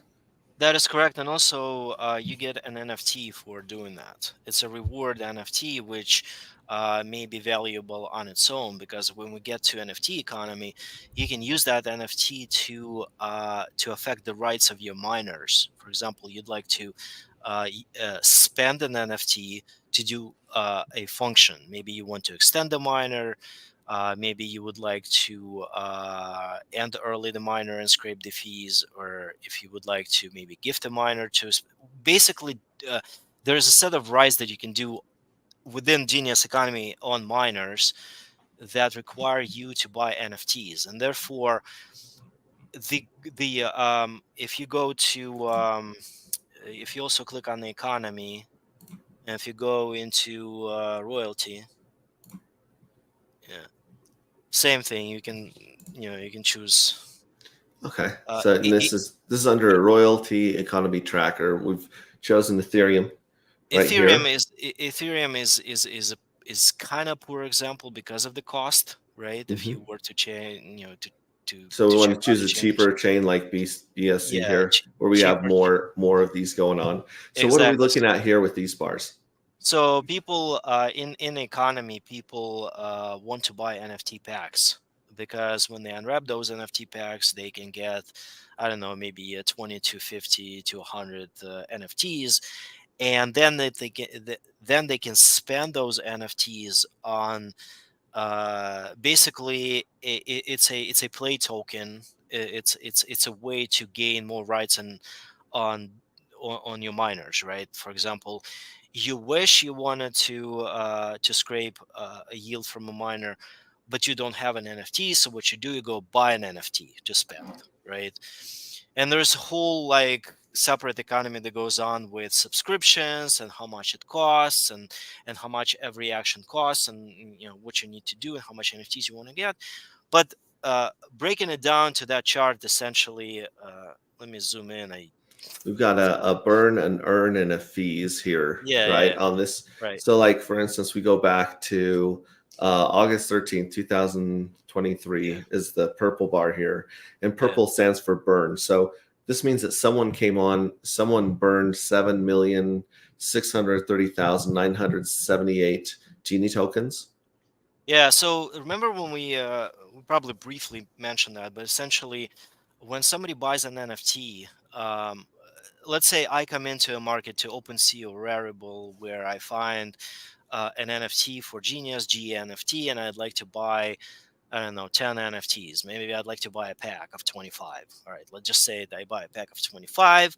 I pay $100, which is equivalent of say 100,000 Genie. I'm a proud and happy owner of my NFT pack. I go on with my life. But the money that I've paid, the $100 that I've paid, they get sent to Genius royalty receiver contract. It's just a contract, and think of it as a mini treasury for NFT, right? Where it accumulates until somebody shows up and says, I've got $100 in that royalty account. And that can be anybody, right? Because royalty account is um, like a communal treasury account, right? And say, okay, I am specifically interested in making money off of that $100 that sits there. What do I do? Well, nothing in Genius actually sits on its own. I'd like to make yield on it. So therefore, I'm going to deploy the $100 that is available in that treasury account to create myself a collateral miner. And by doing so, I'm getting paid 14% of the value of that miner, and then maybe 26% of that value of the $100 that was there get burned completely, and maybe another 40% gets distributed among active miners, which I am part of. I am the miner class, if you will, or staker class, and so it's beneficial for me if I am deploying somebody else's buys to create miners to make a yield, and that yield that is being made on behalf of that royalty receiver generates opportunities for somebody to end the miner later and also make fees. And so what you're seeing here is basically a breakdown of every single opportunity taken by people when they deploy anything from the royalty receiver. For example, in August, somebody showed up and then maybe they burned 7 million genie, and maybe there was a reward of some kind denoted in cyan. I think it's earn, and then there are fees. That's what happened when somebody deployed a miner on a collateral system. They get paid, the system got paid, and some of the fees got burned. And you can imagine then, as more NFTs get sold, because they are needed not only for collectible value, right? People like pictures, they collect, that's great, but they are also very useful because I buy my NFTs so I can affect my miners, and the more I want to affect my miners, the more NFTs I'm going to buy, and then somebody will come in and see my buys and go and check the royalty receiver and sees money accumulating there. That person is going to make money by deploying a collateral miner into Genius system and get and creating a win-win-win situation. Win for himself by making 16% off of it. Win for Genius by creating by burning fees, and also getting paid to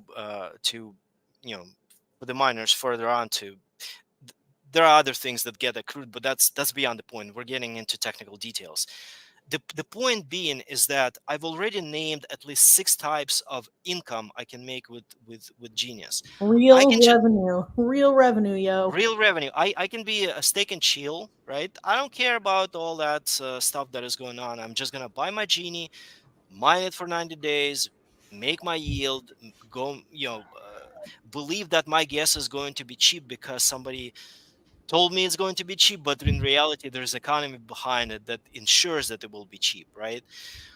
Or maybe I'm an arbitrage person between a market and a collateral system.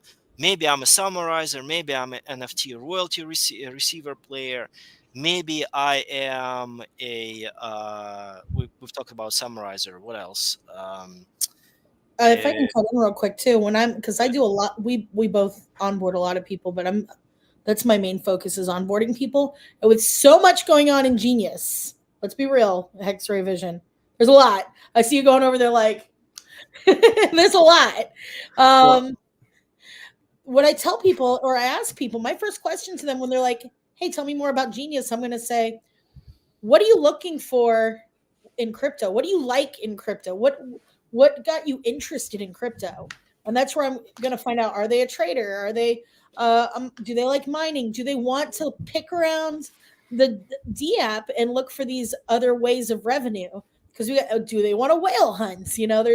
That's where you're going to find these people where they find their one little niche, but then they start having those questions, and then that's when they can start branching out into other things. They look in the chat, they see people are whale hunting, and or they see people are using the royalty receiver and making these other forms of revenue, where we've seen people just click a button, pay gas fees, and it's like, what, they just made $1,200, or what, they just made $3, $5, what, they just won an auction. That's where it starts, getting the momentum with people. But I always ask them, what can I ask a couple questions about the NFTs to better understand those? So you buy packs of NFTs, you can buy one or a pack of NFTs, and you don't know what feature this NFT unlocks ahead of time, right? It's kind of like buying a pack of Pokemon cards. You don't know what's inside of it, or you do know what's inside of it when you buy the NFTs. So when you get the NFT pack, you open it up, and there's just different rarities for collectible value. As when it comes to like the royalty receiver or your subscriptions into things, or for utilization, it's going to ask you to incinerate a certain amount of NFTs, and that's going to be your choice what you're incinerating. But you do or you don't know what the NFTs do before you buy them.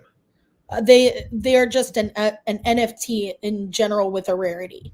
So for a collectible rarity, when it comes to what their utilization is, that's your choice of interacting with those NFTs and utilizing them to incinerate. So it's like burning an NFT. So it's not what does the NFT do? It's let me use my NFT as a form of payment for the for this feature. It's a quorum. When you want to extend a miner or cancel a miner, it's a quorum. You basically, the system says, hey, I need 3 NFTs from you. Go choose from your bag which NFTs you don't like to spend on that, or like that's to spend on it. And you may have a very valuable NFT that you don't want to burn for that purpose, and therefore you go and buy some pack and you unwrap it, and maybe there's like some throwaway NFT that you don't care about to spend on that. Or maybe you don't even care about the value, the artistic value of NFTs. You just basically say, I don't care what it is. I have 3 NFTs. I'm just going to burn them for a useful purpose, if you will. But NFTs, so NFTs are NFTs, but we haven't gotten to the actual meat of it. How does the price go up? Right. That's what that's what everybody wants to know. Sure. So yeah, I'm still stuck on just a couple questions though, just for my sake. Like, go for it. So I just pulled this up right here, the Royal Economy Tracker, right? And I'm just looking at the bars, and I'm just trying to understand what happened here and why it happened. So, for instance, like you said, back in August, somebody burned over 7 million Genie. Is that correct? So there's burn, there's earn, and there's fees. Correct. The burn is burned forever, never to be reclaimed. And those are the Genie tokens that are being burned, correct? Correct. Because somebody deployed a miner. So think of it this way. You don't deploy your miner out of your Genie or your USDC. You deploy a communal miner just because money have accrued in that account. It just basically so the money doesn't sit idle. It allows you to make to make determination if you want to create a communal miner based on collateral coming from NFT sales. And by doing that, you get rewarded by 16%. That's the earn. If you hover over the earn, is going to tell you how much that person who chose to deploy that miner made. So that's different than burn. Burn is like you incinerated it. Yeah. So this person destroyed 7 million Genius tokens. Yes. And then it says that they earned 1.7 million.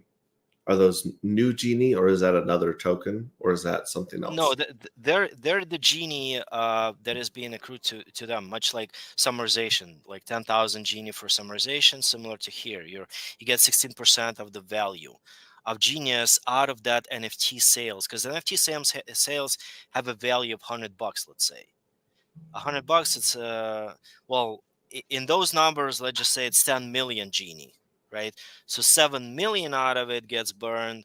1.6 or whatever gets paid to the guy who actually deployed a miner from that $100 or 10 million genie, right? And the rest get paid to the fees to treasury. So if someone didn't show up with 7.6 million genie here, they ran a function Yeah. that caused 7.6 million to be burned Yep. from a miner. Correct. Okay, that's those my questions. Because it looks like someone showed up and took over 7 million genie and burned them, but they didn't. This is the result of their actions that they took based on an NFT. Is that correct? So NFT sold on Rarible, right? It gets sold. Somebody buys it. I buy a pack.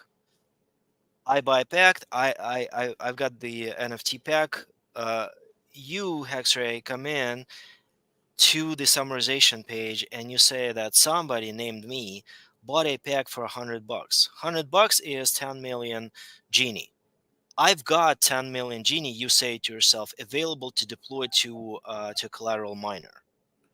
And you calculate out of 10 million that is available, which is equivalent to $100 spent by somebody like myself. We are not tied in our actions. I got my NFTs, I can do what I please with them.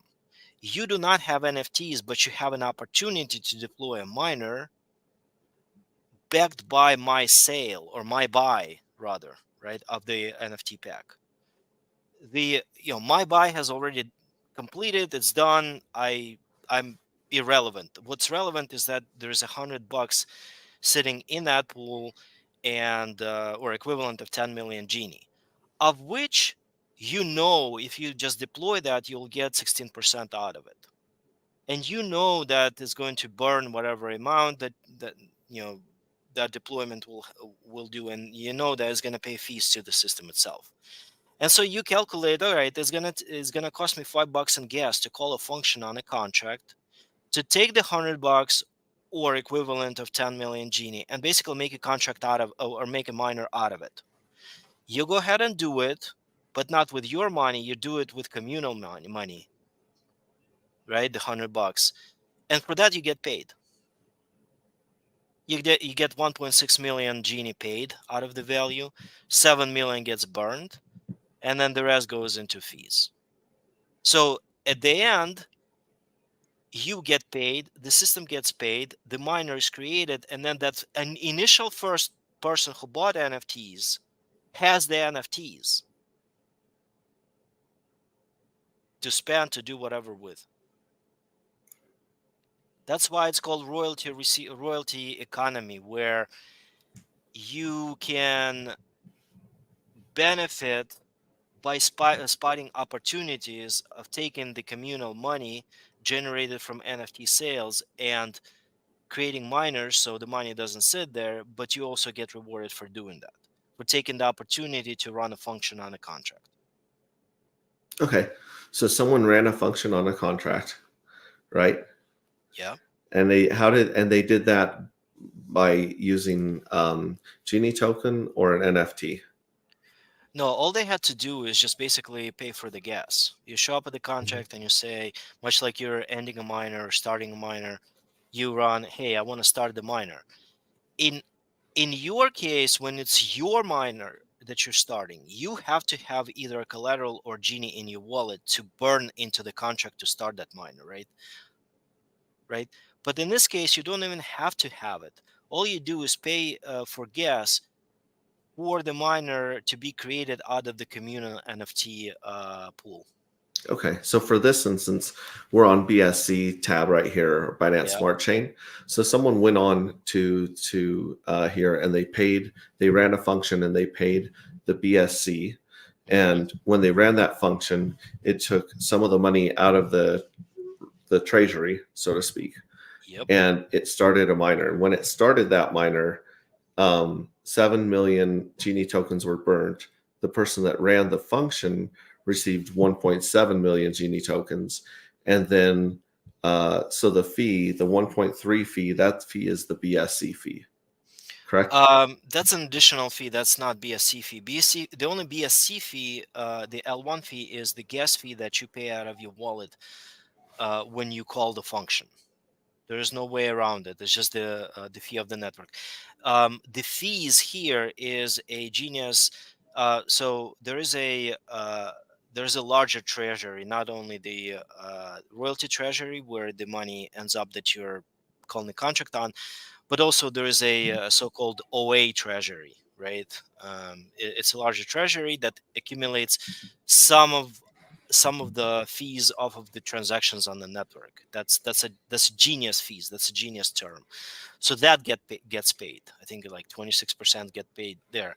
But the point is that you were incentivized to get 1.6 million by spending BSC gas, which is going to be, I don't know what, 2-3 cents to call a function. Okay, so these fees, the 1.3 million in fees, is paid in Genie to another treasury, Yes, to a larger to another treasury. treasury that is pan genius, like global treasury. So in Genius, there are two more accounts to be aware of. The one is the grantor account that can manage the collateral pairs. For example, do we want to accept USDC? Do we want to accept DAI as part of the collateral? Something that is useful. When you show up in a pawn shop and somebody says, hey, I'd like to give you a collateral. Well, the first question is, what is the collateral? If you give me a rag, I'm not going to take it. It's not worth anything. But if you give me a gold chain, I will take it because it's something that in case you don't pay, I'm going to resale, right? And so in the collateral system, you also have to be mindful what you approve to be a collateral and what you don't, right? If it's a token you don't care about, you just don't approve it. And if it's something that is useful, like a native token or a USDC or some stable coin, then you say yes. So that's the feature of the grantor. And the beneficiary is a treasury that can think of it as in the future that treasury is going to play into the DAO that will make decisions on fund reallocation for the benefit of the Genius system. It's kind of like an account for a would-be distributed or decentralized autonomous organization, right? And so sometimes the fees are getting burned completely. Sometimes they're being paid into the beneficiary. And there's a grantor that basically does very finite tuning of the collateral system without preventing anybody from playing with it, but also making sure that a specific collateral is accepted or not accepted. Okay. I'm starting to pull the corners together and understand this, and I apologize for stopping No, your please. Don't apologize. The That's more what you we're talk here about for. it, your train of thought, because like I said, I feel like I'm asking a question, and the question is related to 20 concepts. Yep. So you're giving me the right answer. You're just like, I don't know. I feel like I'm asking for a glass of water, and you're like, well, let's go look at the reservoir right now to understand the glass of water, and that's great because we're understanding this at a very deep level. So I appreciate that. I'm just trying to take a bite at a time, right? And this is a lot. So thank you for your patience. I appreciate that. and we always say in the go ahead. chat too, it's like the more you expose yourself, the more we talk about it, the more you listen, your light bulbs will start just coming up. Yeah, because there is a lot to it. And if it's hard to just say, oh, guess what? The price just goes up and yeah, there's real revenue, and it just sounds too good to be true, then we have to break it down to that point for some people. And you're not going to catch all of it. We already know Right. that. Well, and for instance, we've got Robert says in here, it's possible to make money off of Genius without owning Genius. And he's talking, is he referring, I'm guessing he's referring to some of those things that we were talking about where you can do the summarization, you can do the royalty economy and the miner economy, which will have to do with paying fees in those native tokens, correct? Yeah. Yeah. You don't have to hold Genie if you don't want to. In fact, collateral system is based on the fact that you don't have Genie. Essentially, you are depositing $100 and you're making yield in Genius, right? Mhm.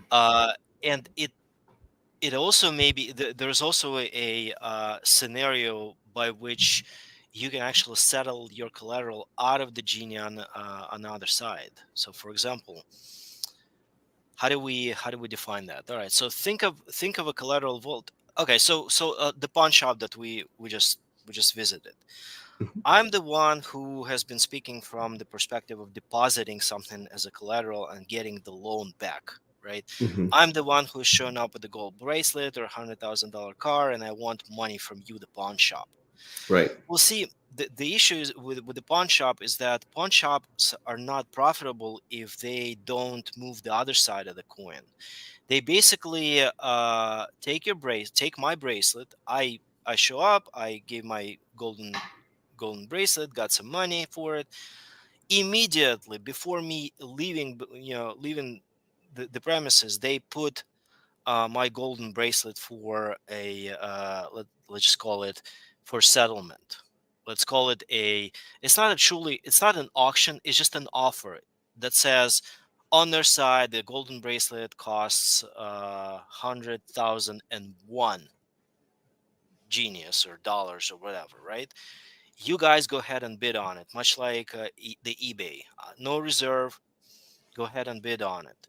And so what happens, the dichotomy of this situation is that I can either tell my friend to go bid on it and get the money back, therefore making the pawn shop whole. Or if I have genius, I can turn around and buy my bracelet back on the backside, right? While having the loan on the front end. It is kind of a hard thing to imagine, but essentially collateral system has two arms. The one arm, it gives miners to make yield by soliciting for collateral, the $100 or a golden chain or whatever. But on the other hand, it strategizes to offer the higher price for the same collateral that came in through the front door. And that is the crux of understanding how the price getting managed, why the pawn shop or the collateral vault is able to pay that much ingenious to a miner that gets locked for 90 days, and at the same time provide an opportunity to somebody to settle that collateral for that person who brought the chain in or whatnot, right? And so what happens is within the collateral vault there's this AI algorithm that basically says the more you want collateral to, the more you want credit for your collateral, the lower the price is going to be for you. But the more somebody wants to buy that collateral that you just brought, the more they're going to pay for that collateral. And the collateral system is earning the spread and also able to create a difference between a credit side of the things and the offer side of the things on the other side. So it works for somebody who wants to come in and get a better price on the collateral vault versus the market, because now the collateral itself is costing not more or less, but just different than the market, right? The arbitrage is just about delta. Do you want to sell? Do you want to buy? Do you want to get Genie for your collateral? Do you want to get collateral for your Genie? But it's only one way, because the collateral miner that I got on a credit is the minimum that it gets locked for is 90 days. So I can't retrieve my collateral right away. I can't cancel the miner. I can say, nope, please give me my golden chain back, my golden bracelet back. The pawn shop says, sorry, it's already on offer somewhere else. And because I can't retrieve it by law of genius, I have to wait at a minimum of 90 days to get some form of a collateral back, whether I get half and half collateral, or get more genius than collateral, or get fully funded genius return on my miner. We really, really, really need to get deeper into how this collateral system works, but the reason why Genius will make money is because of that AI that is managing both sides of the story, the offer to settlement on the collateral and giving credit to create a miner that is ending only in 90 days or more. So essentially, once you've committed, your time to exit the system is going to be much longer than somebody who comes in on the other side and sells for your collateral. Therefore, if people don't want to come in and collateralize their genius, i.e. they don't want to get the miner, AI basically drops the price. Are we there yet? No. Drop the price. Do you still want to come in and collateralize your genius? Yeah, okay, it's low enough. Fine, go create the miner, give me the collateral. The collateral gets put out to the offer on the other side, and the story goes in the opposite direction. Do you want to settle for the collateral for $100? And I'll give you 100,000 genie. Somebody says, nope, the market pays better. Fine, I'm going to up the price. AI does that, right? AI sells 101,000 genius for $100. Do you want to take the deal? Nope, still can't. All right, fine. How about 102? Yay! Yes, I'm going to come in and do it because the market pays 101 and you're offering me 102. I'm going to come in to you and grab that collateral. So see what happens. The AI basically incentivizes the issuance of credit by lowering the price on the entry, but also manages the price up on the other side, creating arbitrage opportunities. So all in all, people enter much cheaper than they exit on the other side. And if they exit on the other side, meaning that the market paid less than the collateral system gave them, and therefore the market has to catch up. That's the real kind of like, that's why in the middle there is AI even before miners in that circle, because AI manages the price itself. What it's trying to do by creating this arbitrage on the settlement and giving good prices on the entry of the miner, it's trying to strategize its own price to fully collateralize all the genie out there. Basically, the holy grail and the end goal for it is to take the outstanding float of genius, let's just say 100 billion genius, and push it through the collateral system to fully collateralize it. At which point there is not going to be liquidity on the market that is cheap enough, and the dealer is going to be that pawn shop that you come in to grab genius from. And because you come in to pawn shop, it can basically dictate the price. So that's the phase three that Radical Retro was talking about. That's the basically the floor of genius price. Upon reaching that floor, there's not going to be a way to drive price lower because majority of liquidity is going to be collateralized inside of that collateral system, as opposed to being freely open on the market. And Okay, we so can deep go. into it. Yeah. I was just going to go back into the pawn shop analogy because I think a lot of people can wrap their heads around that, myself included. So, for instance, like if I come in with a gold chain that's worth $1,000, they're not going to give me $1,000. They're not going to treat it as $1,000 collateral because there has to be some incentivization, like incentive for them to hang on to it, right? So they might give me $900 out of the 1,000, right? So that they can turn around and hopefully sell it for $950 and make that $50 profit, right? In real life. In real life. Yes. In Yeah. real life, yes. And so taking that analogy for this, that would be like someone coming in and they're collateralizing their genie token, correct?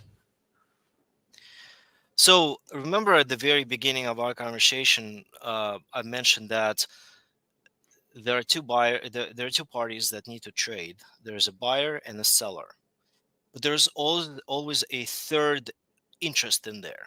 There's exchange making fees, there's MEV making fees, there's some sort of market making fees. That entity has always been self-serving, because why would you facilitate market making for free? Why would you Correct. not make fees off of a trade? Right. The only way to make the system be benevolent is to make it code, not human. So AI in this case is acting as a market maker. It's not self-serving because it's code. It doesn't need to make the fees or doesn't need to make that much. So the thinking of, hey, I need to make money off of the incomer because I'm going to take 10% off of the first guy who walks in with a golden bracelet because yes, I need to sell it to somebody else. That's the thinking of a self-serving pawn shop that needs to live. Here there are no expenses. Here there are no rules that will basically say, if my job is to make money off of both parties, the offer and the bid, then yes, that will be your DEX. That will be your exchange or market maker or LP. But if my job is to make the system go, if my job is to facilitate the trades, if my system is my job is to make sure that both parties win, and I don't, meaning that I don't necessarily need to make the fees off of both of you. I can offer I can offer lower price to the incomer, and I can actually attempt to sell the collateral on the other side. Remember, the fallacy here is that we're thinking that we're selling the same thing. We're not, because everybody wants to get a more expensive collateral on the offer, and everybody wants to get a cheaper genie on the bid. So what happens is you're getting a cheaper credit miner in genie, but you are also getting a more expensive collateral on the other side. The middleman, the AI, doesn't need to make anything more than 1.8% spread, static spread between you coming in with a golden chain or collateral, or somebody coming in with a bunch of genie and trying to get that gold chain back to them. All it's doing is basically trying to facilitate the trade. This is that's the secret sauce of AI that is based on ratios that seeking attention. Are we there yet? Can we make a trade? No. All right, I'm gonna make a deal sweeter for you. Is it better for you now? Yes, take it. The same thing on the other side. Is a good deal for you? I don't care about myself because I'm code. I'm not human. I'm not an entity that needs to pay the rent, make the lights go. I'm just there to facilitate the trade. And I'm also facilitating the trade on two different tokens. I'm actually pitting the collateral against, which is stable coin, for example, against Genius. Genius I have full control over. Collateral Vault is Genius. I can mint, I can use the inflation, I can do anything I want with Genius. So therefore, I am able as a collateral vault to give you better price on the entry, but I can't modify the stable coin on the other side.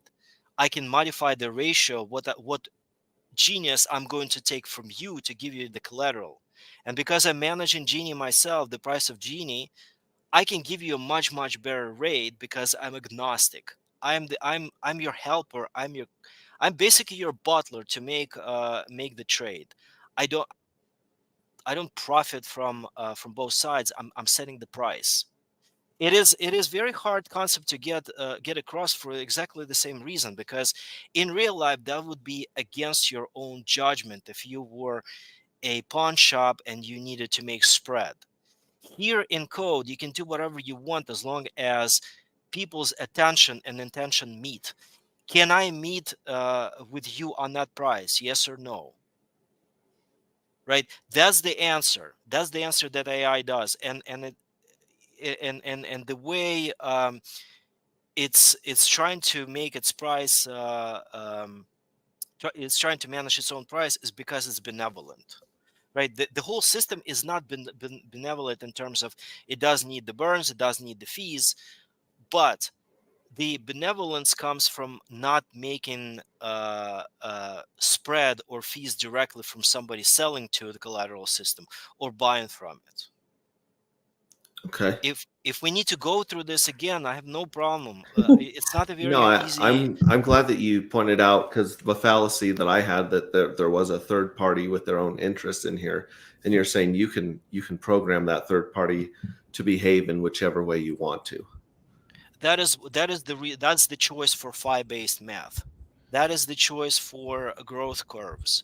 That is the choice why the observation of natural law was taken, so that the math did the normal financial math does not work if you are introducing a human entity such as DEX or moneymaker or anybody else in it. But it does work if you choose different type of math that doesn't need to pay itself. Yeah, Adam Baum says the AI works against itself to benefit the user. That is That's pretty good. correct. It does work against itself, but it's making way more fees on the other side because you have the economy. You've got bunch of things that you make fees from. Every single royalty, miner or summarization economy step you make fees for Genius, and it's just being fair. It's being fair to the miners by paying the inflation.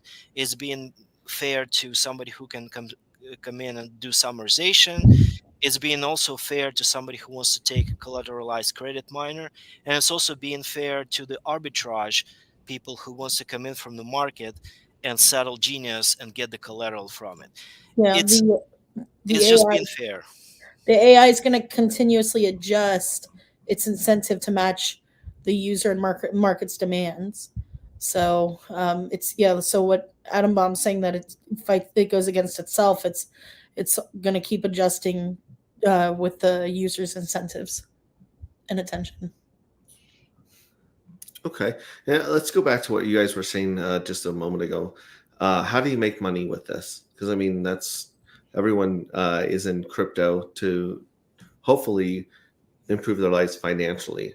So you Bottom guys were line, mentioning there's several ways to make money, yeah. and go ahead and just take it from there, and I'll follow. So I'll start. It's like you earn real revenue with your from your miners, whether they're collateral miners, basic or advanced miners. There's the different types of miners. You can also receive a better discounted price of Jenny compared to the open market with the collateral miners. So receiving more Jenny is, and when you lock that up, of course, more is better, longer is better. You pay less in transaction costs using the collateral, using a collateral miner because you're not going to be using the open market. Avoid losing economic value because of slippage. So that alone, we're talking about things that here in crypto we just blindly do because those are the services offered to us. But this is, wrapped into, it's all packaged into the economy here with Genius. So you're protecting yourself from mev bots. So that's ways of not only making money but saving money as well. With Jenny, you have uh, different functions like um, let's say there's a whale that does proof of benevolence, which does happen, or people will proof of benevolence their miner. The users will receive revenue with on their miners from the proof of benevolence. That's another thing that we haven't really mentioned here. Royalty receiver. If you interact with the royalty receiver contract, you have a way of making revenue there. Auctions. You can again save money by getting miners for cheaper by winning on an auction. Or you might end up having there's theory of, we have what's called the IQ shares, which is your shares of the reward pool. Let's say that you're early on and you have these IQ shares that are performing better than the ones a year from now.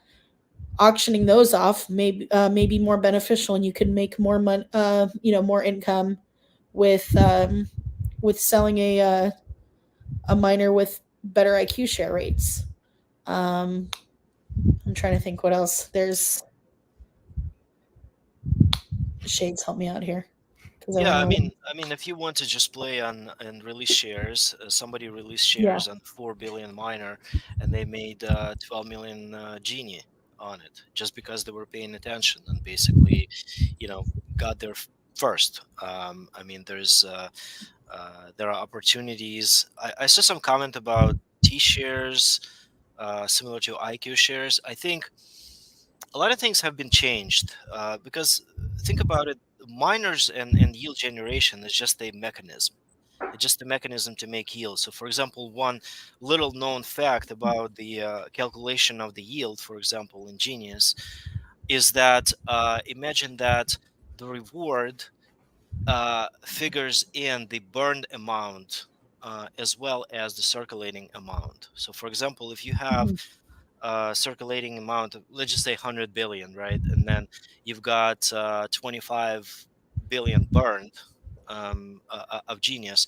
The reward to miners comes from 125 billion, not just 100 billion. And so what happens is the more the system burns, the less supply remains, but the rewards are actually going up because it's just there are three types of accounting systems within Genius. We can go into like technical details, but essentially the inflation in some other contracts, the inflation gets paid to the miners directly, right? Here, the inflation gets escrowed and only gets accrued to the active miners, but there is no guarantee that the miners will end on time. They may end early, right? They may end late, and so they can accrue the penalties. And so the inflation, not every single inflation reward actually gets it to the market, even when the miner ends. It depends how it's ended. So if a bunch of miners are ending early or they're late, active miners are getting paid excess of the fees, right? So, for example, it's not only that you make your 4.2% of inflation if you're active miner, but if your neighbor to the right and the neighbor to the right to the left ended miners early or somehow auctioned it off or did something that generated the fees, for that day, you will get the multiples of those fees accrued to your account, compounded by the fact that the calculation is also taken into the calculation is also figuring in the burned part, right? Not only the one that is floating. So essentially, your APY for a day may be way higher than what you have projected when you were starting that miner. The API to for the miner is the floor, and the rest is basically anything that gets generated by the system. The fees and whatever. I'm going to go ahead and present my screen real quick. Yeah. Okay. Share screen. We're going to go ahead and do the entire screen. Allow. All right. Minimize this. So here is the Genius D app right here. You can turn off or on receive NFTs because that can save you some gas too, because that's a separate action while you're interacting with the contract here. You see here I have my NFTs, and we'll go ahead and send you a pack too if you want to open one up, or I'll open one here. So you have your NFTs that you have them under the NFT section right now. Here on the dotted line, the three dots here, you have your performance. So this is what we keep talking about, performance. And you'll see here, day 369 has not been summarized. But here's the other days that have been summarized. And we can go as far back as, we've been around for a year now. So under performance too, it'll show you what the IQ share rate is, basic IQ share rate, advanced IQ share rate, and the burn supply, liquid supply, and all this stuff can be found on Jenny.best as well. Is today day 369 of? We're on 370, so this is a great. Let's see if it's been summarized yet, or if I just am not refreshed. Those aren't mine. Let's see. We're going to summarize one day. And I don't have enough. It wants $13 of AVAX on this chain to summarize it, right? Yeah. And does it tell you how much you'd be rewarded with in Genie? 10,000 Genie 10,000. for 10,000. Okay. Yeah. And right now, 10,000 Genie on AVAX is worth Let's see here. I think it's like 4 zeros and 3 on most chains. I'd have to check because I know. Yes, Okay. something like that. The So one chain I've noticed it's almost twice as much is Pulse chain. Yeah. Pulse chain and is like in Jenny, that's for sure. Yeah, that is for sure. Let's see if I have enough Polygon to summarize if it hasn't been done already.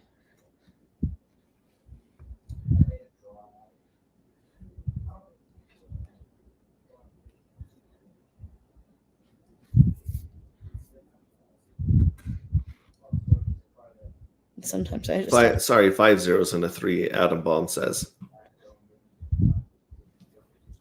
yeah, I think the one that has the 4 zeros is going to be the so daily is 10,000, 100 days is 100,000. No, 10. So 1 day is 10,000, 10 days is 100, 100 days is million, mhm. something like that.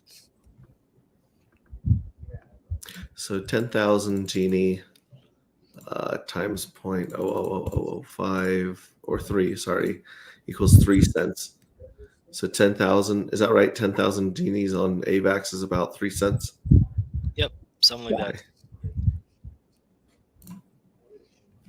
My internet wants to be dumb, of course, right now when I'm doing this. But I just wanted to show you that performance section and where it's located because that's Sure. what we've been talking about. Mhm. Collateral Vault's not open right now, but the upgrades will be done, and then we'll have the Collateral Vault royalty management. This is neat. This is where we would see if there's any royalty to be received and where you would subscribe for it. And I love. See if I can get back to Polygon. I think I got some extra on Polygon.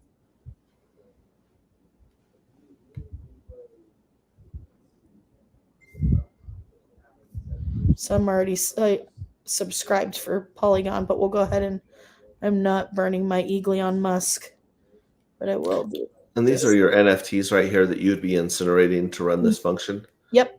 So I would choose 2 NFTs. I got a common and an uncommon because I will not get rid of my Elon Musk. And I will incinerate it. Go ahead and pay that. And you're going to see here in a minute. Should have this animation. And I don't know if I'm going to be able to, you'll be able to hear the sounds on my end. There's also a concept of subscription. That's why Radical Mhm. is incinerating a couple of NFTs. You have you can subscribe for a week or a month to continue deploying those collateral miners should you have desire to do that. Okay, so it did work December 24th, it now says. So that's updated. And only because my internet's being slow. When you do that yourself, you're going to see an animation of the incinerator. And you'll have this heavy metal music that plays at the same time. It's pretty rad. So I had to say And that was a summarization that you just did? this was subscribing to that royalty receiver for NFTs. So over here, you'll see royalty management. Mhm.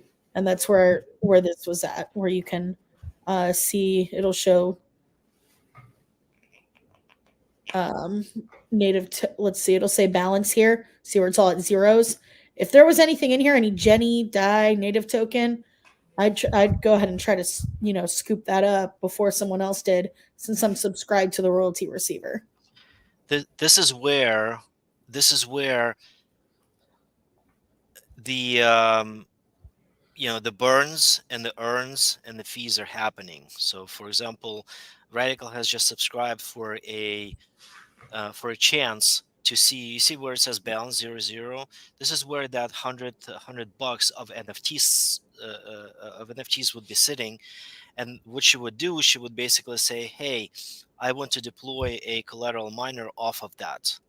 Because I have subscription, I'm able to do so now. And that's where she would earn, what we saw on the previous screen, that 7,000 or 7 million genies would be burned, 1.6 million would be earned, and then 3 point something will be sent to fees.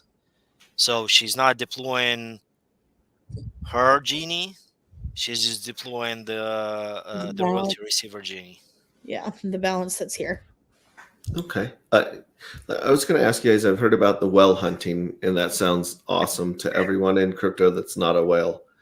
It's like, Right? yeah, let's hunt some whales. I Can you know. show us what that entails and what that looks like?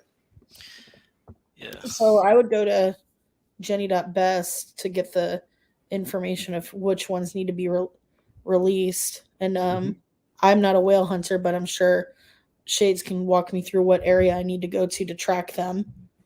Yeah, go to tracking. No, sorry, analytics. Go to Is that the miner boards? Yeah.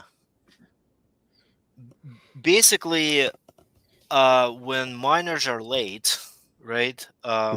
Somehow we need to return the shares to the pool. And again, nothing is benevolent, and you can get paid for doing that by basically saying, you can say, okay, well, the miner has been late more than 7 days. Radical, if you can click on search builder, there's a green button on top of there. We're not going to build the entire thing, but essentially it says conditions, right? And you can say, hey, show me the miners that are late for the past 30 days, and maybe they need to be more than 100,000 genie because they need to be economical for me to actually call the function, whatever the case may be, right? And so click off of it. Click on that search builder again. Yeah, just close that off. And let's just say, there's one in Avalanche 0x95. You click on that one. Click on that cyan name. On which one? On the address. Just click on any address. Okay. Yeah, just click on any address. Right, and so it shows you the miners for every address, and maybe just pick the first one or the second, the plus. If you hit the plus, where it says where miner is supposed to end, and it's not ended, the promise days. But what you need to have is a miner index where it says 14, meaning that if you have multiple miners and your miner number 14 is late, everybody can see that. And if they are seeing you late more than 7 days, they basically take the letter or number 14, take the address, and go run a function with that. And once they do that, they take the address and the miner ID for you, and they release the shares for you. Meaning, yeah, you can. It's probably easier to copy if you click on it. Okay. Yeah, I copied it. Right, and so you go to the main interface and you release the shares for the miner. At which point the miner becomes where would I go? Oh, you go to like startgenie.app /admin or advanced. Isn't it advanced now? Advanced.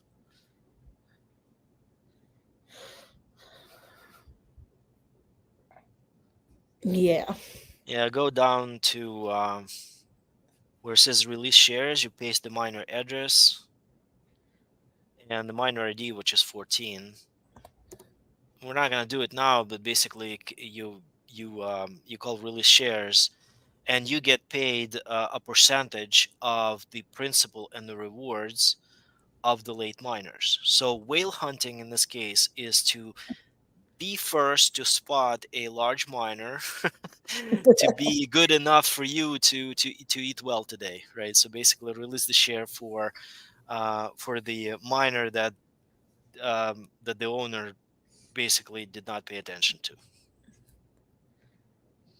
So that pays you money, and then in about 280 days after releasing the shares for advanced miners, that miner can be completely shut down. So that's another opportunity of whale hunting.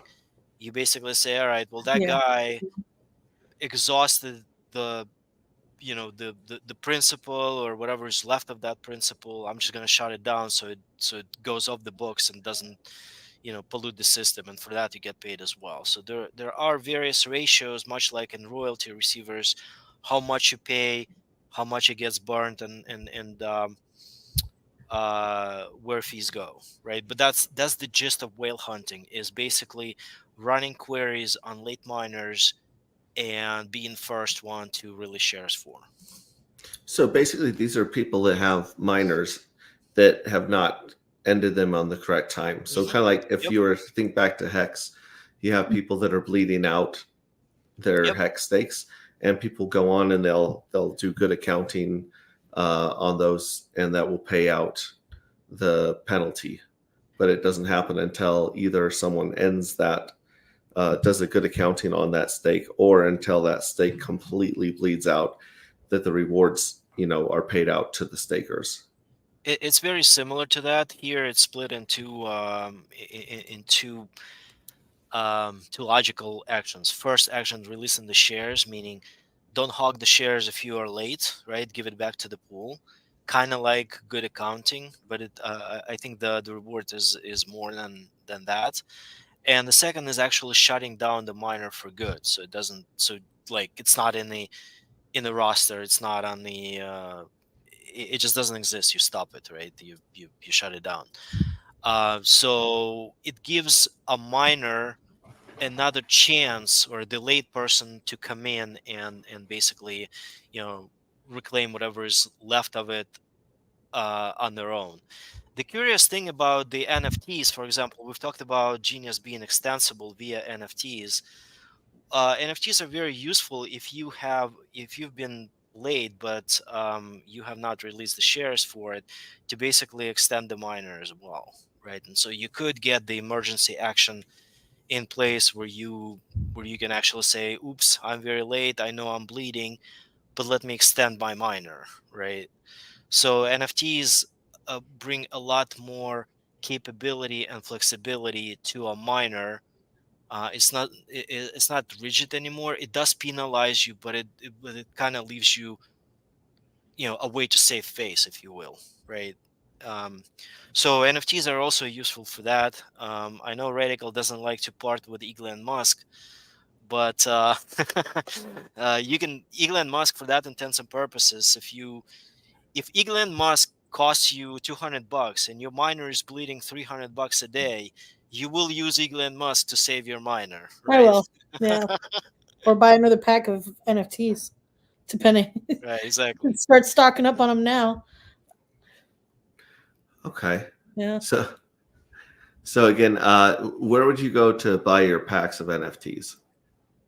So when you go to the main page on the app, jenny.app or start.jenny.app, there is a section for NFTs, and you can click buy now for a booster pack, which includes 4 exclusive collector NFTs or 16 NFTs in the ultimate pack.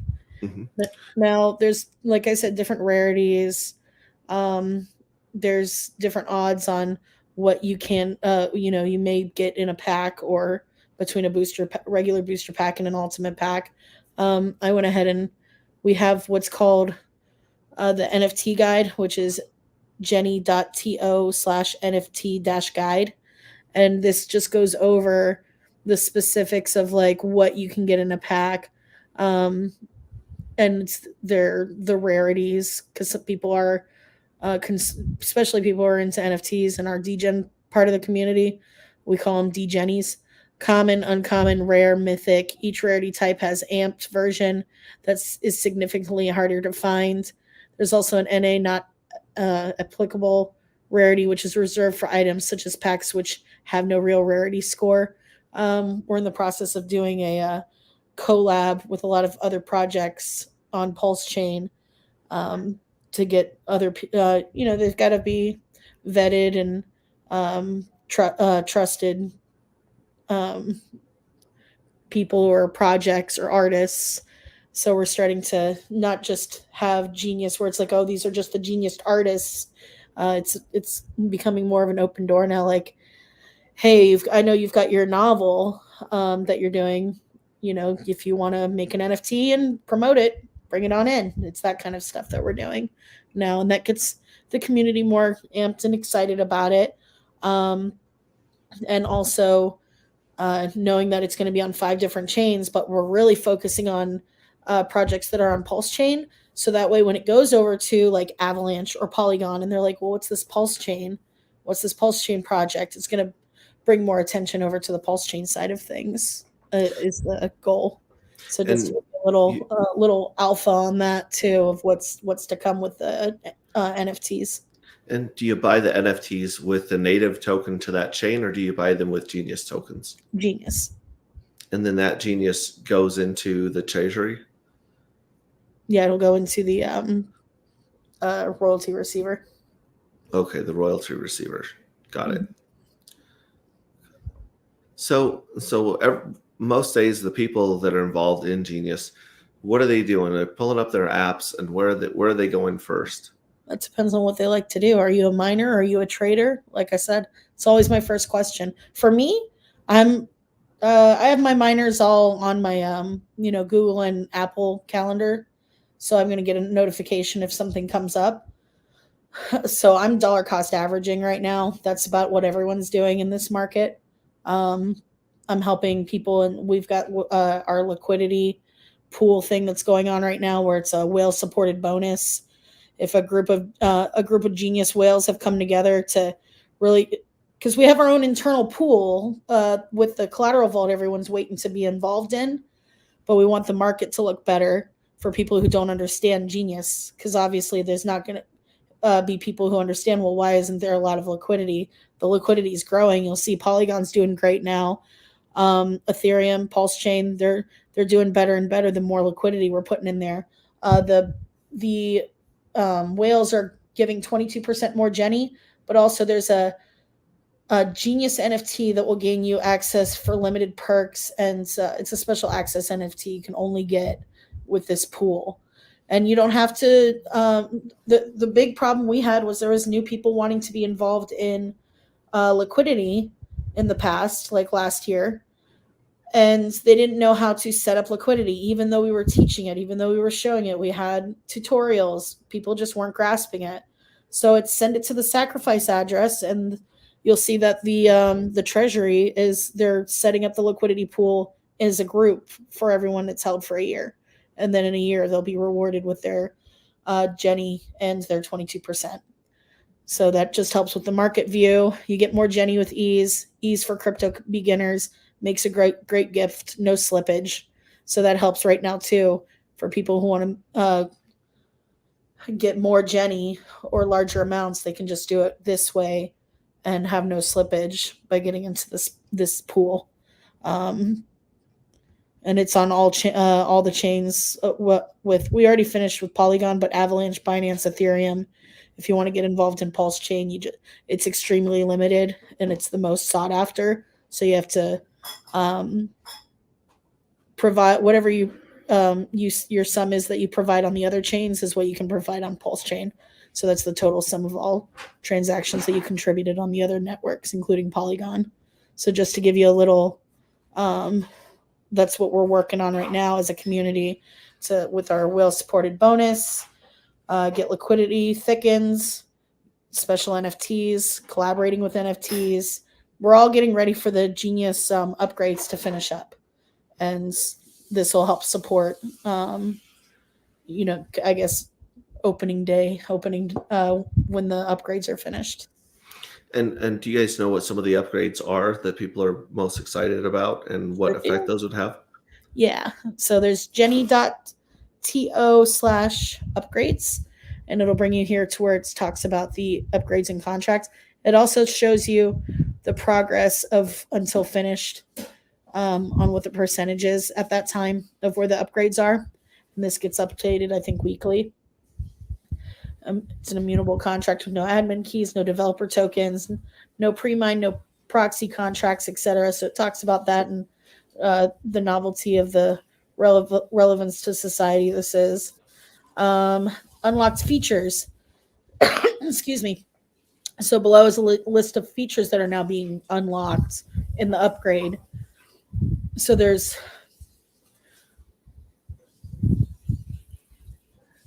it'll be safely wrapped in a new token standard, which is backwards compatible with the existing ERC20s. Shades, if you want to touch up on that real quick. Sub accounts is one of my favorite thing that I'm looking forward to. Yeah. So the So sub. we Go ahead. go ahead. No, go ahead.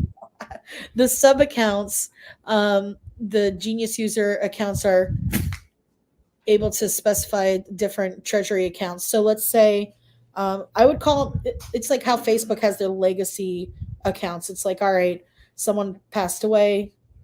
Who's now in control of that Facebook account? You got to pass it on to another account holder. That so you have to allow that account to be used to interact with the person who passed away. We would call that a sub account. Well, with Genius, let's say you want to make sure that your son or daughter or your husband's, what have you, or even another account that, let's say you um, you may have been compromised, and now you are going to set up another wallet and get a sub account to help save your original account because they haven't found your Genius miners yet. So it would be a way for you to pass on your account to another wallet address and keys. You can also separate where yield goes from your principal. For example, you can set it up for your legacy, right? Or my my take on this whole thing is that if you're building an economy from the yield perspective, you have to have interfaces to cover longevity, right? And so sub accounts is for longevity and for creating trusts and for creating other kind of societal entities as far as finance goes, right? Like, what do you do with your yield? Maybe you would like to donate it. Maybe that specific miner goes to your child's college fund, whatever the case may be, right? So this the DAO or the DAO organization that is forthcoming at some point will use quite a bit of those sub accounts where you can actually not only pool tokens but actually more granularly kind of manage them over time, right? Like continuity. And if Genius has set the goal of 50 to 100 years management, then obviously you have to have more capabilities, not only to make yield but to preserve it and distribute it. Okay, and Robert was mentioning here in the chat, he figured everyone's favorite would be the collateral auctions that allow you to liquidate a miner for its share value. It's always appreciating share value. Yeah. So we started with what is it, 2618 Genie per share, and now we're at 3200 or something like that.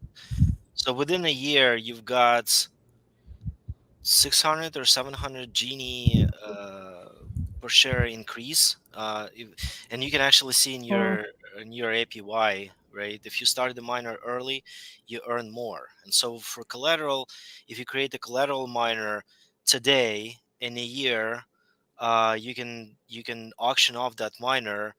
People will be able to get a lot better yield from your miner, and you will be able to get principal from it, essentially, or part of the principal. And that's why the auctions are important. The internal auctions are important. You have a very direct trading facility for managing your miners if you don't want them anymore. It's not guaranteed that you're going to get the price that you want, but it's going to be fair, and it's going to be based on the market value of what your miners are valued for. But what Rob is saying is basically start your miners early, start them often, or however you manage them, and maybe allocate some of them for auction later on as one of the ways, instead of selling them.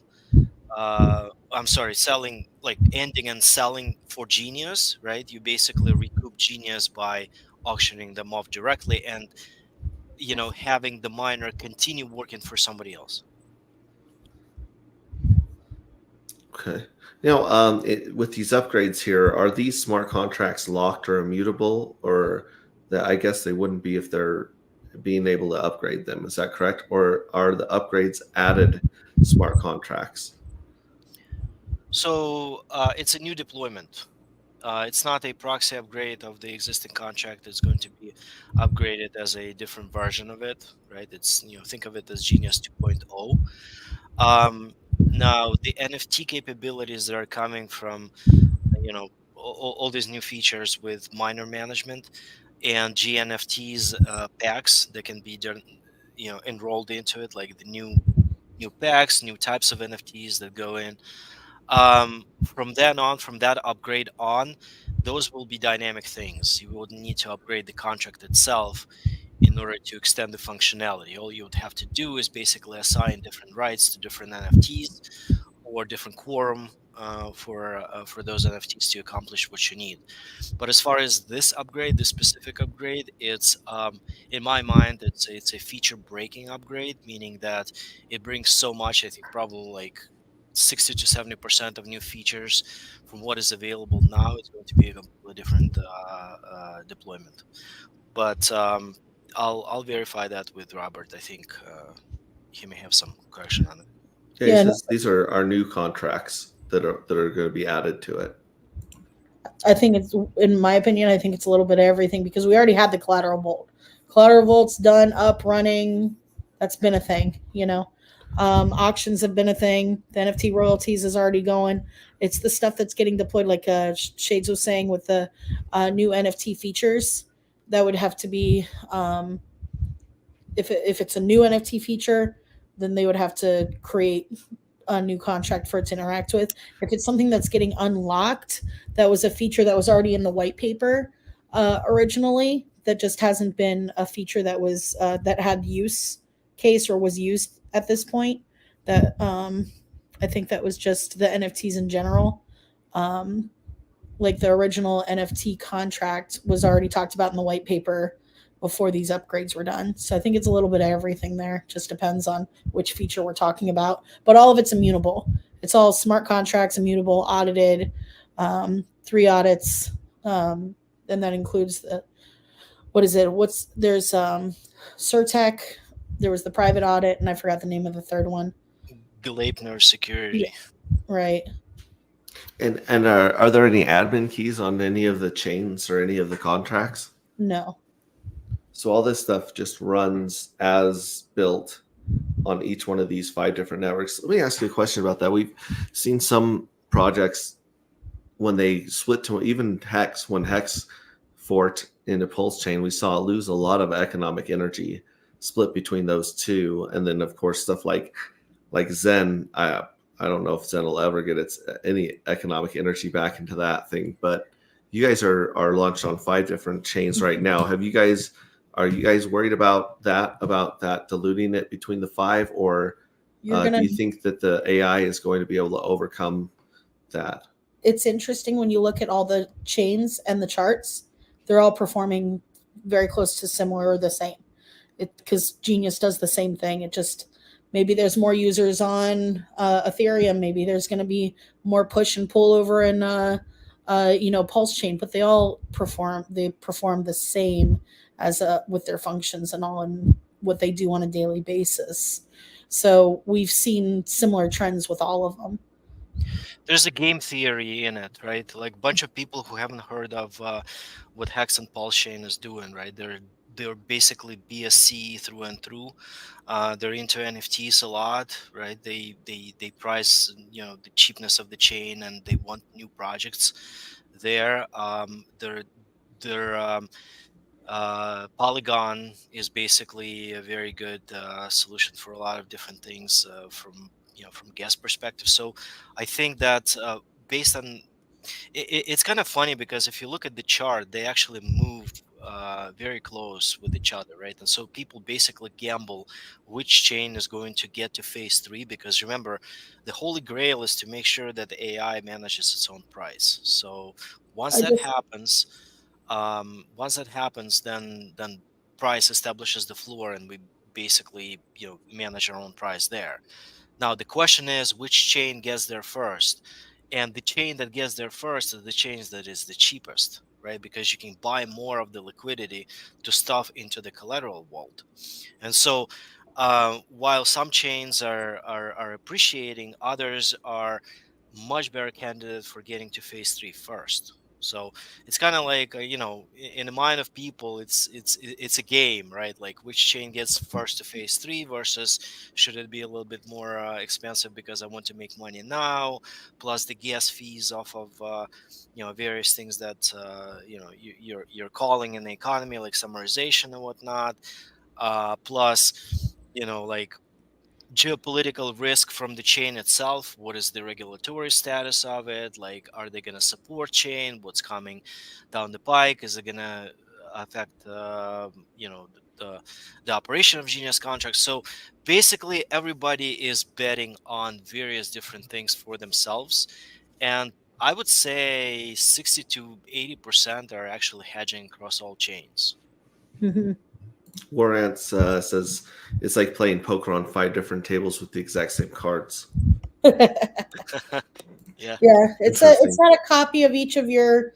I mean, the only ones that were copied over was from Ethereum to Pulse Chain, but you get to choose. He's right when it comes to like you're still playing with you still have your Jenny, you're still putting it in miners or doing your actions that you would choose to do, for sure. What's in your hands? What are you playing with it? And just to let you know, just because I was just looking it up too, it's it is new contracts for the NFTs. No delusion. Genius NFTs are new features, new contracts. So I just wanted to clear that up too. So it's not a relaunch. It's the unlocked features that's just haven't been released, or it's like the collateral vault coming back to life again. Gary Mercury says, I'm on all chains, miners on all. Same, bro. Same. So 70% of liquidity is being in miners, just an FYI. Yeah. And was the average for 3 years last I checked, or you checked, I should say, and told me? I think 900 to 1,000 days is the average, or something like that. But that's going to be different with collateral miner. Because totally. Is there a different supply on each chain because of the way that inflation is affected on each chain? They started with the same 275 billion, right? And the burn is different. Radical, would you go to Jenny Best? I want to show a chart there. Go to tracking. Go to analysis. Performance snapshot. The donuts. Yeah, the donuts. Right. So you can basically see. Whoa. Let's try to. There? Hold on. What happened there? There we go. Anyway, I can hardly see that, but it's fine. Cool. You can actually see the burn and the liquidity that is in there. There We go. I did it. Nice. So take Ethereum, for example. You've got 19 billion burn, which is close to 10% within a year. You've got I can't hardly see that, but anyway, so that's the breakdown on liquid versus locked. Locked meaning, in this case, in miners versus free floating, right? Like float is liquid. Thank you. 32% versus 67%. So you can kind of see that 193 billion is in miners and then 94 billion in locked. Plus you have to add the burned, which is 19 billion, right? And so that's going to be the full supply of it. And it started at 275 on each chain. I believe Pulse chain is different because it was forked like half a year later. Yes, there's already burn in the picture. Yeah, it was burning for a while. I don't have Pulse chain here because okay, yeah, that's right. Tooling. But yeah, so you can actually go and see what's where. But yeah, what you'll notice here is you see the percentage being at like 9.89, and then it's 9.50 on Avalanche, 8.67 on Polygon. And so the locked versus liquid, that's all the locked tokens in the different ways that you can lock them through collateralization and mining and everything. Right. So collateral plays less of a issue here, less of a role here right now before the upgrade. So that's probably most of it um is uh, uh locked if you scroll down a little bit on that chart that you have lock versus liquid. Stop. Yeah, so you see on the bottom it says debt versus locked. So debt is going to be the collateral vault, and locked is going to be the advanced plus basic miners, all the other miners. So in this case, collateral vault has a small percentage of it, 2.25. But after the upgrades come in, that's where I'd expect an influx of miners going that way because there's no slippage and there's no MEV, and for people who are waiting to get in with large clips, it's going to be the only way to basically get in without slippage, right? It's a one for one credit miner for 90 days. So they're gonna use collateral vault for a lot more than just an outstanding liquidity. Mhm. And then you said getting to phase 3 is when the system is completely collateralized. Is that correct? Yeah. Yeah, so And if you have liquid 193 outstanding liquid, once once half of it gets into the collateral, which is what, like 80 billion or something like that, that's when you can start talking about phase 3. So this is the chart I was telling you about earlier, where when the collateral vault was open, you can see the debt versus liquid trend. So I went over under, was it analytics? Yeah, supply and debt analytics. And then I clicked on Ethereum, supply versus debt, and there's that. This is what I was talking about earlier. There's that like light blue line, oops, versus the gold line. So this is the total supply here as it's getting burned and as it's moving around. And then there is the gold line that would, at first no one really knew what the collateral vault did, so it didn't move too quick. It was a slow steady march up just because people were pushing buttons. And then the admins and people who understood the collateral vault took their time right around here. I think it was it April? Yeah, it was April. We were teaching, and then all of a sudden everyone was using the collateral vault to start their miners. That's just how they were doing it, because they're like, oh, we can get to phase 3 this way. And at the end of May is when that was shut down for the upgrades. So essentially the supply goes down Mhm. because it gets somewhere either burned or it gets into the vault, right? And the issue is going to come up. And so when they meet, this is where I don't know if it's artificial declare phase 3 or we celebrate with a candle. I don't know, but this is where Yeah, the phase it's the first starts. time this has ever happened, man. But yeah, well, once the liquid is collateralized, the total supply is collateralized. That's where when we'll hit phase 3. So we're all looking at this chart. This is what we're looking at. yeah, Gary Mercury says he's sad that it went away temporarily. He liked using that. Yep, we all did. So when these two lines meet, then that'll mean that the whole thing's collateralized, and that at that point, the AI will have enough influence over the system to continually raise the price floor to mimic the golden ratio. Was it the Yep. golden ratio or the Fibonacci sequence? That's the growth ratio of population of miners and people and intense and attention, just the natural form of things. And AI, when AI wins the game, the price only goes up. It cannot go down when it's at phase 3. So I don't know who doesn't. It's who doesn't want a token that doesn't go up. People have heard of these tokens that just go up, but we see them go down. Here's where AI is showing us, hey, this is happening. Phase 3 is coming. Can you go to another chart, please? Yeah. Go to analytics. go to Genius Debt Tracker. Yeah. Yep. And hit BSC, for example, Let's do it. and BNB or BUSD, doesn't really matter. Could be Ethereum, doesn't really matter. But what when I want to see, go scroll down. Ooh, okay. Do you see? You see where? So what you're looking at is in magenta, it's the market price as it was tracking with AI.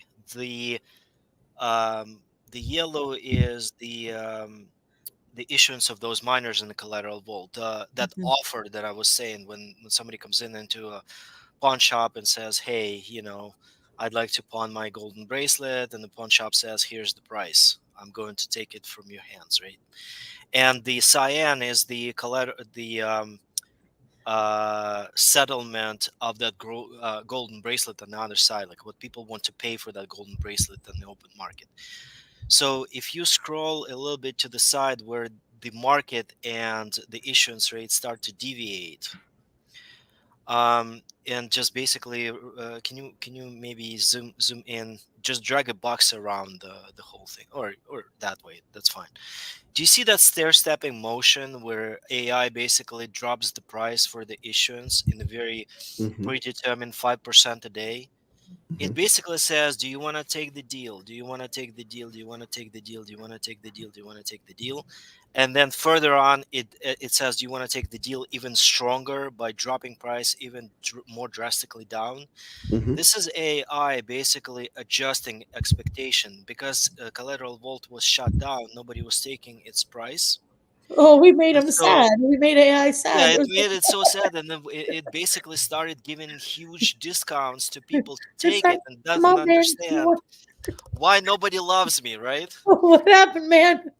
And All this right, final capitulation of like 10% down, it's like, take it off my hands. I'm giving you a 0%, right? So, all jokes aside, but essentially that is how it's able to incentivize people to come in.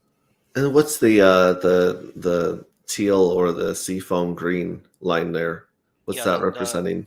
the teal part is how much genie is being settled on the other side when the golden bracelet goes out for offer. That's how much genius people wanted to deposit to get their collateral back. By the way, this whole genius, this genius that has been deposited to collateral vault for collateral, as people want to retrieve their collateral, it gets burned forever. So if I take a miner for 10 million genie, right, and then same 10 million genie is about $100 on the other side, and somebody took that $100, the 10 million, which is $100 equivalent, gets burned, never to retrieve again. So essentially, the more people settle off of the collateral pool, the more burn is happening, and so that's another line that essentially meets with total supply. The supply goes down because things get burned. And if you go to another chart, I think, let's go to, Well, I wanted to, if you scroll down just real quick yeah. again, I just want to see. So the AI dropped the price a whole bunch right there, Mhm. and then you'll notice that the magenta line kind of picks up a little bit there, a little bit later, and that's when it starts issuing a flat line again. So magenta part is the open market. That's what Dex tells you the price is. Uh huh. And because CV was shut down, nobody took the CV price, and so the only price that is left was magenta, which is affected only by DEX trading, right? But look what happens before they split, right? They were tracking close, and AI was, because AI doesn't reach to DEX, it doesn't know price from DEX, it doesn't have any oracle, it doesn't reach out to Chainlink and say, hey, what's the price of Genius and open market? All it was is just basically a triangulation of intent for people to come in and grab credit and settlement. More interest, price stays the same or goes up. Less interest, price stays the same or goes down, right? And therefore, this is the AI. Basically, two independent sources of price, unrelated to each other and not knowing about each other, tracking together. Once phase 3 comes, once the collateral backs up all the Genie and collateral vault, this is where that diversion will happen, much like it did to the downside. It will happen to the upside slowly but surely. It's not going to be a drastic pump. It is going to be a sifting of value out of the market into the collateral vault price. Oh, okay. All right, go on ahead. I just was trying to look at the interaction between those two lines, and Yeah. you did a great job explaining that.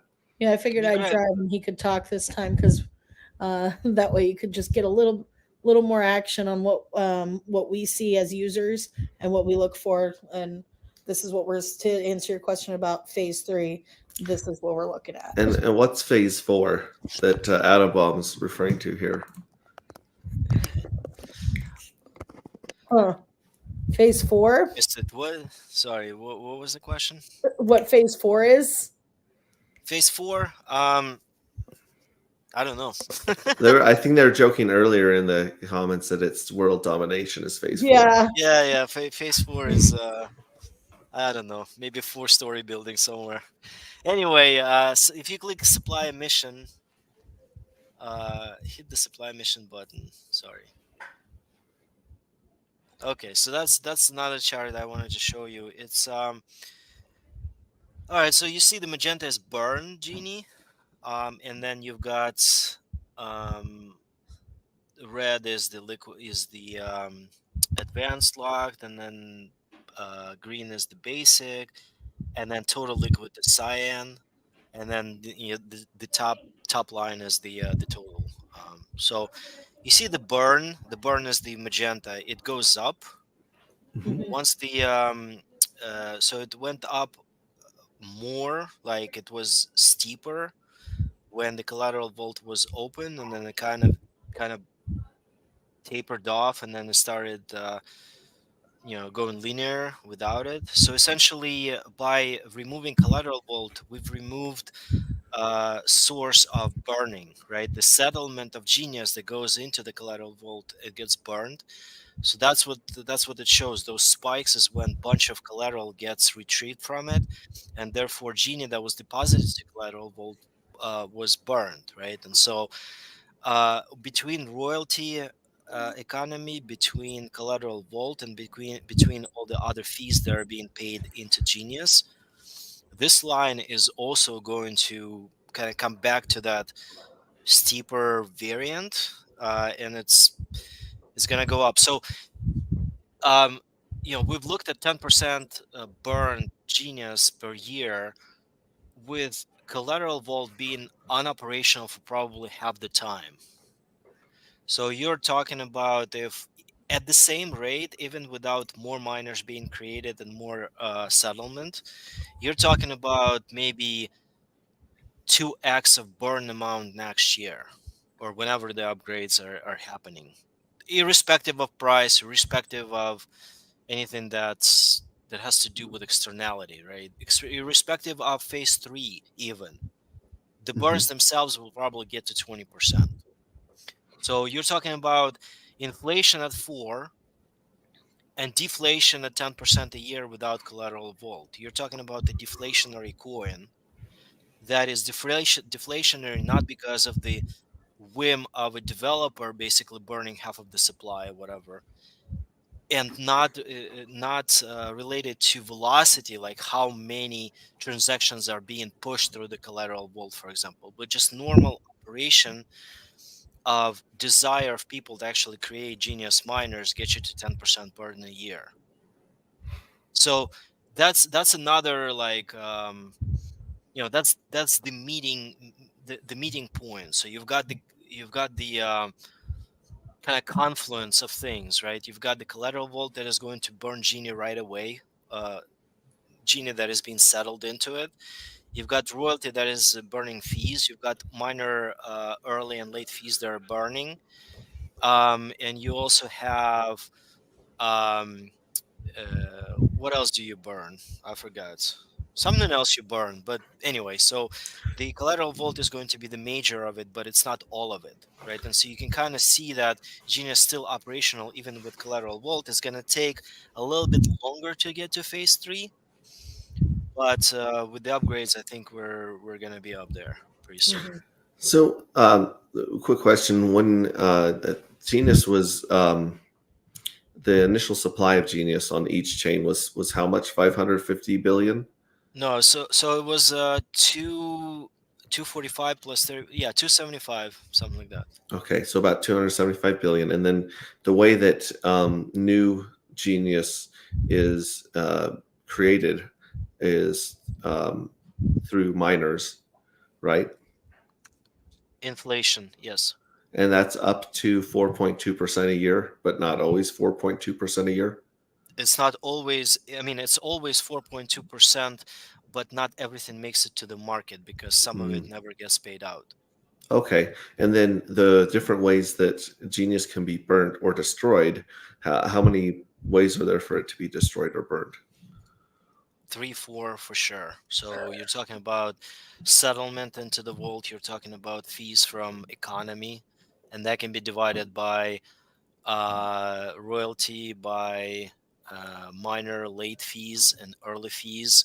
You've got auctions. This is the one that I missed. That I just remembered the auctions. Right, if you auction, some of it goes to burn, and also the NFT also pays its royalties and gets burned.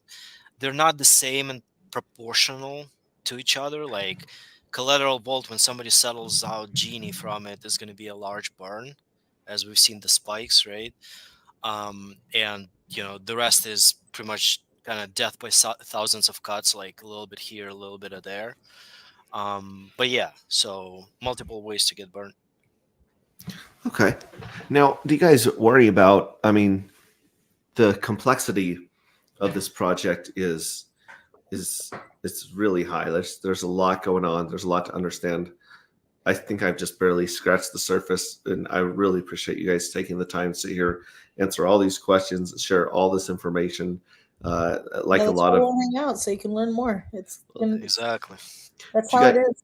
but do you guys think that maybe the complexity of this project is going to limit the audience that gets involved in it, or do you think that price going up will be enough to incentivize people to spend the time and energy to understand the ecosystem? Not only the price going up, it um with anything, it's like what are people's needs or wants of something in crypto? Does it settle those needs or wants?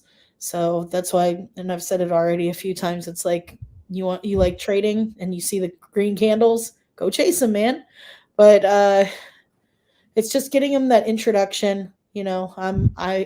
I myself, I see Mark Powers was in here. I myself have I like that I'm getting more into the NFT sides of things and into, hanging out with the Tang Gang and hanging out with some other groups and stuff occasionally. Just making friends, really. And these people don't even care about tokenomics or coins or anything like that. But you know what? They like the NFTs. So it's like, really, I don't think it's going to prevent us from anything, because it gives people what they want depending on what they're into. So And I'm just gonna add that, to paraphrase Robert, actually, is that you get all this information because you're asking and you're interested in it, right? And exactly. so, like, you can survive by just basically equating Genius to time lock deposit and saying, I want to get my Genie, I'm just gonna lock it for a year, and I want 8%. That's it. End of story, right? The other person says, I know nothing about time lock. I'm too jittery. I just want to make money on arbitrage. So basically, you have different personalities that they don't even have to meet each other, right? They can operate in their own world of, it satisfies them, it works for them, they get what they want out of Genie, and that's the end of the story, right? Um, but the other answer to that is the world is complex, and I don't want to be in a situation where I get to meet the complexity of the world and I have no product that meets it. When we get into regulation, when we get into privacy, when we get into preservation of Mhm. yield, when we get into all these good things, um, I think I think it matters, right? Like you don't need a band-aid until you have a cut, right? And so nobody prizes band-aids for them being able to just sit there on the shelf and kind of like not being used 99% of the time. But if you're faced with things where you need to migrate off of the chain that has become unaffordable or adversarial to your project, or if you don't use the backup sub account for when, God forbid, your funds get hacked, and that's one thing that saved you, right? That 1% of it sitting on the shelf, that 1% that hasn't been thought through, is the difference between you working all your life for your principle and being able to preserve and losing it all, right? And so for my long term, from my perspective, like I'm only talking about myself, because the world is so complex, I want a complex project that has been tested and designed in such a way that I can gradually get into, but if I need to, I can use more than one feature of it. Mhm. That makes sense. I appreciate that perspective from you guys. Gary says, I think that genius complexity is what's missing in other projects. If And designed right, it was designed very right. And Adam Bob says, new financial education, but it mimics real world products of saving and interest, except the currency value isn't constantly dropping. And he says, because Genius solves more problems. That's it right there. Genius solves problems that have been in DeFi, that have been in economics, finance for a while, and things come up too, and regulations will change, things of that nature. Genius is designed to evolve with the world. Let's take Bitcoin, for example, right? Today is a primary example with this ordinals thing, and people are thinking that progress is a bug, right? Where they don't allow some protocol to be alive on Bitcoin just because it doesn't serve the developers, right? And so you get to think, uh what if your money is stored in Bitcoin, right? Like, from one perspective you can say, all right, just yet another fork. We've had BCH, we've had BSV, now we're going to have another fork. God forbid that you know dilutes everything. So through the years you potentially create four chains with the same supply. And here we're talking about Genius being on 4chain from the beginning, trying to solve an issue. So essentially, you know, you, those issues still get to you. The miners not being solved, the fees not being solved, the developers not being able to be malleable and do what people want on that project, right? And so you just get to it in a roundabout way, in 10 years versus actually thinking it through. So, uh, I honestly don't want to be in a situation where my liquidity is forked without my kind of like, and I can't do anything about, because in the case of Bitcoin, for example, if they fork ordinals, I have no idea where people are going to go. Are they going to go with progress, or are they going to go with the store of value, right? And that's the dilemma that everybody has to solve in their mind before they invest. Awesome. What else do you guys like to present or share or bring? Just yeah. What would you guys like to express about Genius at this point? Well, I want to say AI works, and Genius is just implementation of the AI. If anybody is listening who has dealt with AI and know a little bit about it, there's a there's a chart that I posted, created by the community, what that AI is and which niche it operates in. I think I posted as a copy to that, to a thread to that to our stream here. But essentially, it is true AI. It is self contained economy that doesn't need the dexes and it doesn't need the externalities to exist and operate. And if I was to take anything from that stream, is that Genius will manage its own price, and it's probably going to be the first project to do so. Yeah, I think I saw it here in my notifications. I wonder if I can pull it up there. Let's see here. It should be common to a Twitter thread. Still call it Twitter. Yeah, I saw it just a second ago, but I can't find it right now. But okay, so you're saying again, AI is working in solving these problems through Genius. Yeah, like the AI is the innovation here. It is through and through. It touches every single part of yield and the feature set. And I would encourage for people who want to learn a little bit more to join Telegram and ask questions. Right, come in with open mind and grab a piece that you like to talk about. Grab a piece on NFT. Grab a piece on yield. Grab a piece on trading. Anything, right? And just basically understand it well. Yes, that's the one. Thank you. So essentially, AI is the entire world, right? It's there are different AIs by capability. There are different AIs by the purpose of it. There are different AIs, but AIs based on the function.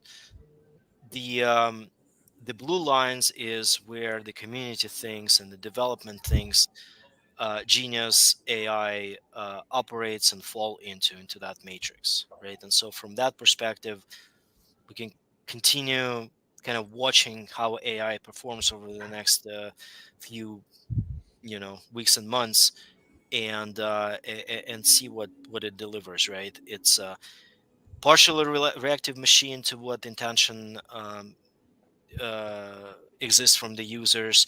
It does have a memory state that manages both the gas and the priority and penalties and all that good stuff, right? And kind of forecast the price. It is a narrow intelligence. It's not gonna be anything that people talk about like Super Intel or AGI. Even some tokens actually aspire to be that, and some of them are doing that, but they're not geared toward a store of value and managing their own price. They're basically doing um, just preserving truth on the blockchain, if you will.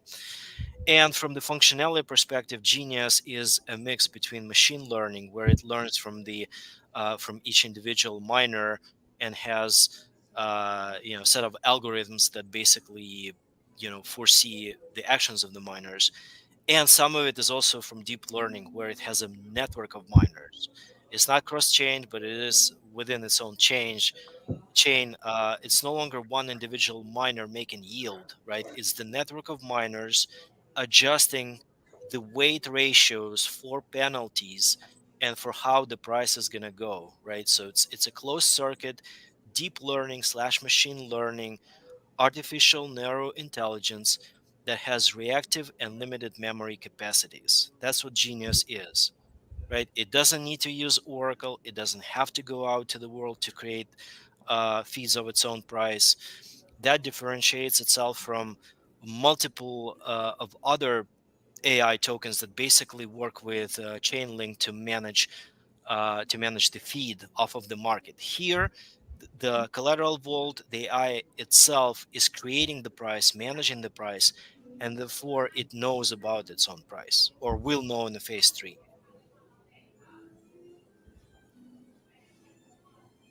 Just a side note for those who were asking questions whether Genius is actually AI or it's a set of simpler constructs.